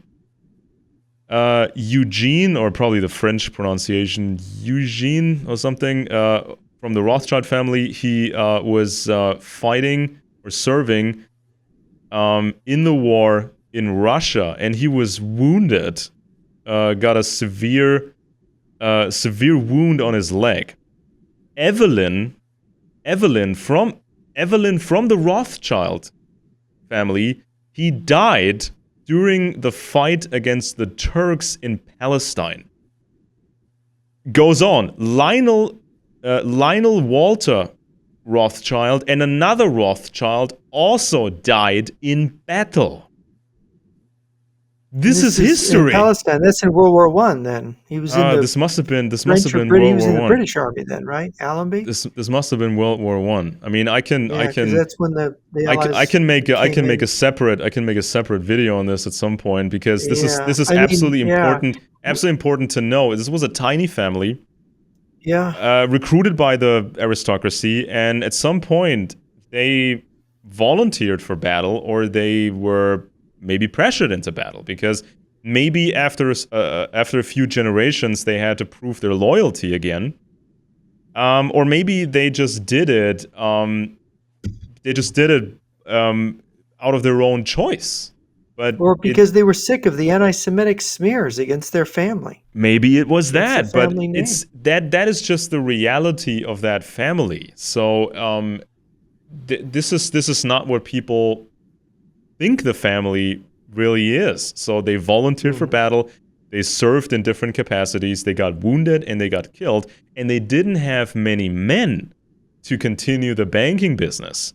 So this is not like this is a family that could rule the world, right? Because it was so Mm-hmm. tiny. It was very, very tiny. So then in so this was World War One. So then Austria was not an empire anymore, and Germany was done. And so then the Rothschilds, they tried to stabilize France's currency, and they got help from J.P. Morgan from New York. And after the war, the remaining Rothschilds, they were more interested in the fun aspects of life. So three leading men from the family died in the war, and they also had to pay a special tax, the so-called death duties, to the British government, by the way. And so then Alfred from the Rothschild clan, he broke with the family tradition, and his money went to his daughter Elmina Wombwell, who was married to the Earl of Carnarvon. So then the chateaus were sold, the grand castles were no more. The Rothschilds were still high society, and they were still a significant player in banking, but the glory days were over. In the 1930s, there were only two remaining Rothschilds in banking, Lionel and Anthony. And so the bank was just a top 10 bank.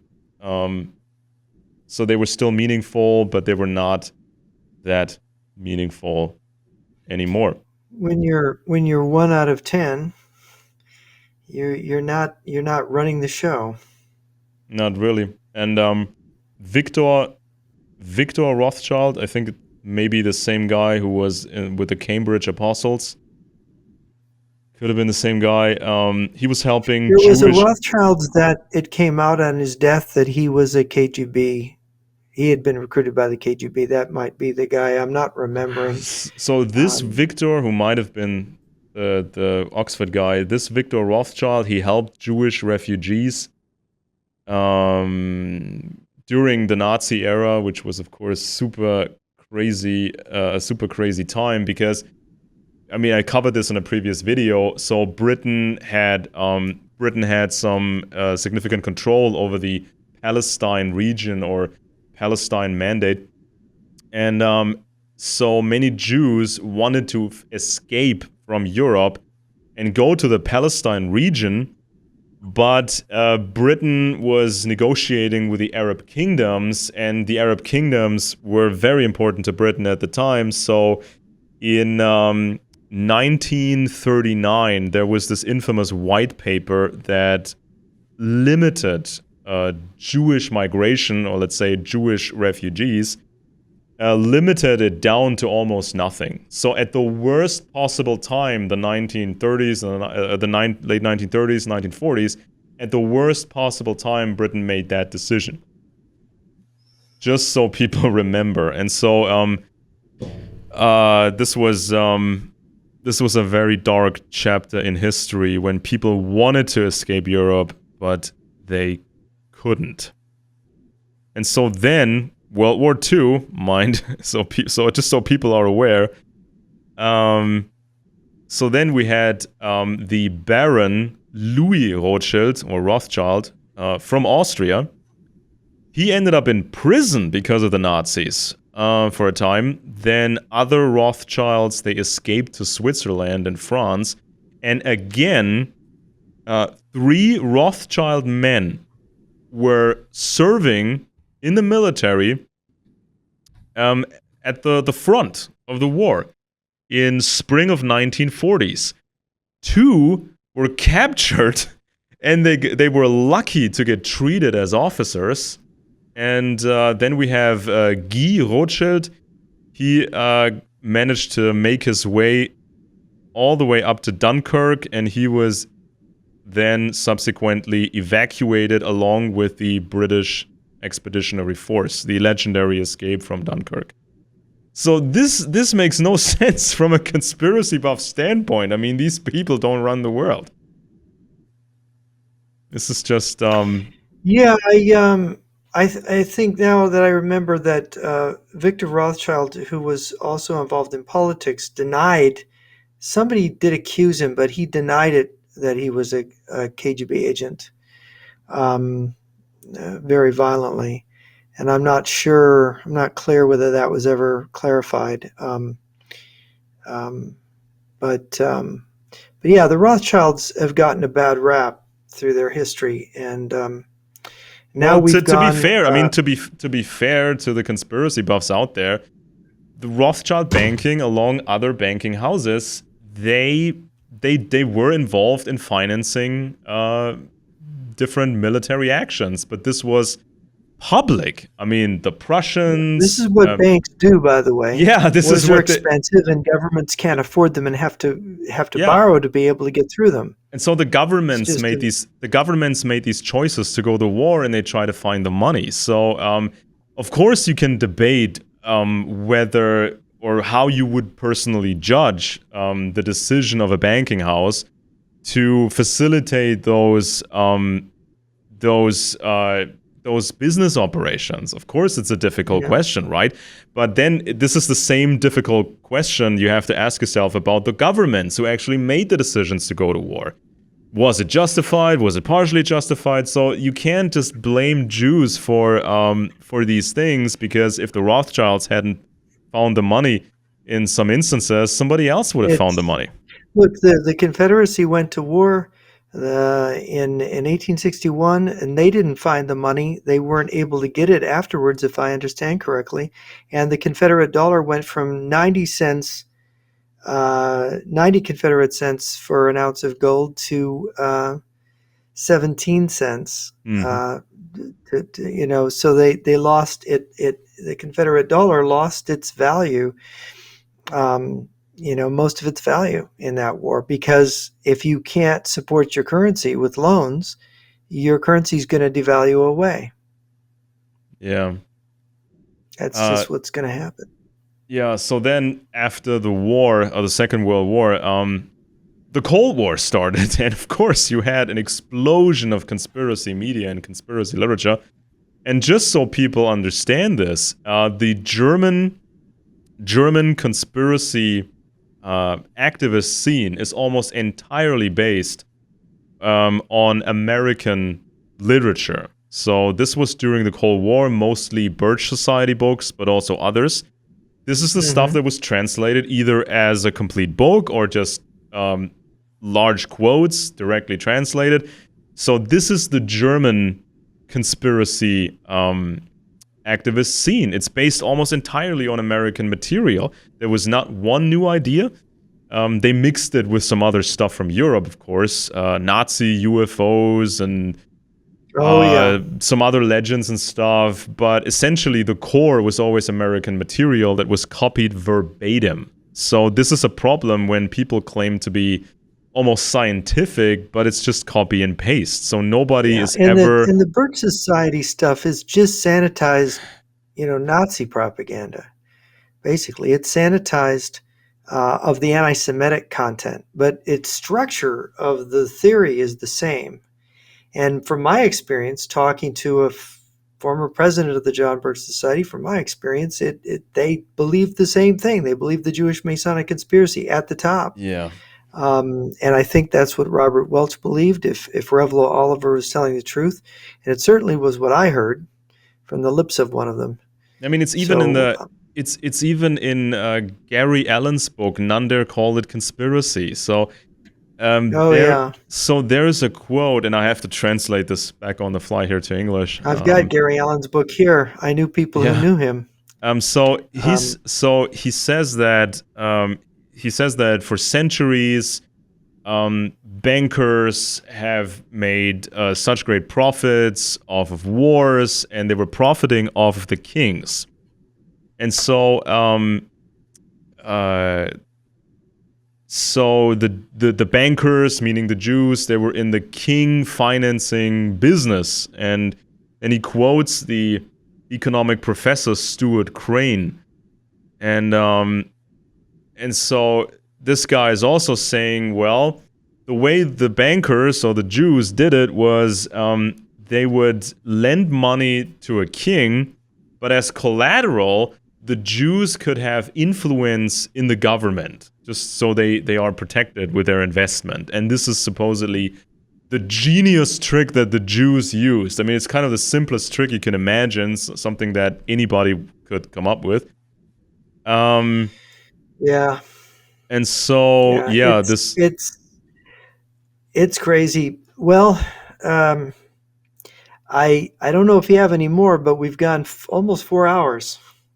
So we've had a marathon session, but it's for those this whole subject is so important because people have absorbed this stuff. They don't know where it comes from. They don't understand who invented it, how it came about, and how false it is. And it's so pervasive right now. It is gaining, anti-Semitism on the right and on the left. I was just talking to a private intelligence guy who they had done some kind of survey, or he'd seen the information that anti-Semitism is about 20% of anti-Semitism is on the right, and about 80% of it is on the left right now. Holy Believe cow. it or not, because the support for Hamas and so on and stuff. But it's growing on the right. It's definitely increasing. And this is alarming because you could have this possibility of a right-left convergence on the basis of this kind of material, which really worries me. And I think it should worry everybody. Yeah, I mean, I did a report. I think I posted this on this YouTube channel.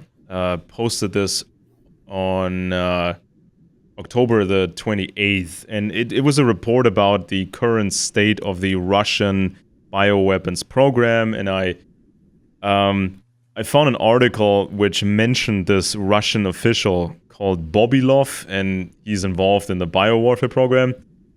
And normally the Russians frame themselves as fighting the big conspiracy. But this Bobylov character, he was actually advocating genocidal wars fought with biological weapons for ecological reasons. He's talking about the golden billion, so 1 billion people that are going to 1 billion people are going to survive these wars, and he says it's a good thing for ecological reasons. And the inspiration for him came from two Nazi scientists who came out of the field of biology, but then crossed over into behavioral science, especially connected to children. And these two Nazis became quite influential after the Second World War in the Green Movement, and they were saying some pretty strange things that sound like eugenics. So one of them was saying, well, if you look at overpopulation today, and he said this in 1988, and you look at the kinds of people that you see, this kind of makes you a fan of AIDS. This is some disease like that. This is what he said. So for ecological reasons, and so yeah, I mean, the Russians have all these bioweapons, and they have sort of quite a big influence over the international left still, even though the regime markets itself as right wing. So they have these contacts, and I mean, what are they going to do? Are the Russians going to give pathogens to radical green terrorists now? Yeah, Believe and in of this course stuff? the genocidal language against Ukraine is there, and of course they're allied with the Chinese, who have had some of this genocidal language in some of like the secret speech of Chiao Chen. Um, the totalitarian mentality, it accuses the West of wanting to do genocide, and accuses the Jews or the bankers or the Illuminati, the secret circles in the West, of being in favor of depopulating the planet. But the people that are really thinking about it and building the weapons are the Chinese and the Russians. Yeah. I mean, this is kind of the parallel between this conspiracy stuff and Marxism. It's this doomsday view that if you have capitalism and if you have Jewish people around and all that, this is supposedly going to end up in a big nightmare. Now, Marx Hmm. talked about, and then Lenin talked about imperialism as sort of the last stage of capitalism. So it goes from capitalism to everybody fighting each other and so on. And this is very apocalyptic. But the green movement, or the green stuff, has added another level to this doomsday idea, namely, we're destroying the earth. So now, if these leftist green people, if they believe Jews run the West, then the West is destroying nature, meaning the Jews are destroying nature. Therefore, you must destroy the Jews and some other Westerners to save the earth, to save the planet. So this is where this idiocy comes full circle, right? When it's these different these different strands of ideology. They have a common baseline, but they were moved into separate directions, but maybe they will be combined again in the future. This national Bolshevism. You take right elements and left elements and eco stuff on top of it, and then you just kill a bunch of people with biological weapons and call it a day. Yeah, Alexander Dugin stuff. Yeah. Well, thank That you, guy. Alex. We covered the history of conspiracy in a little under 4 hours. Unbelievable. Thank you, Alex Benesch. I am Jeff Nyquist. This is Friends and Enemies. We're really looking at enemies and false ideas of what the enemy of mankind is. So thank you for joining us, and hopefully you'll be back next week.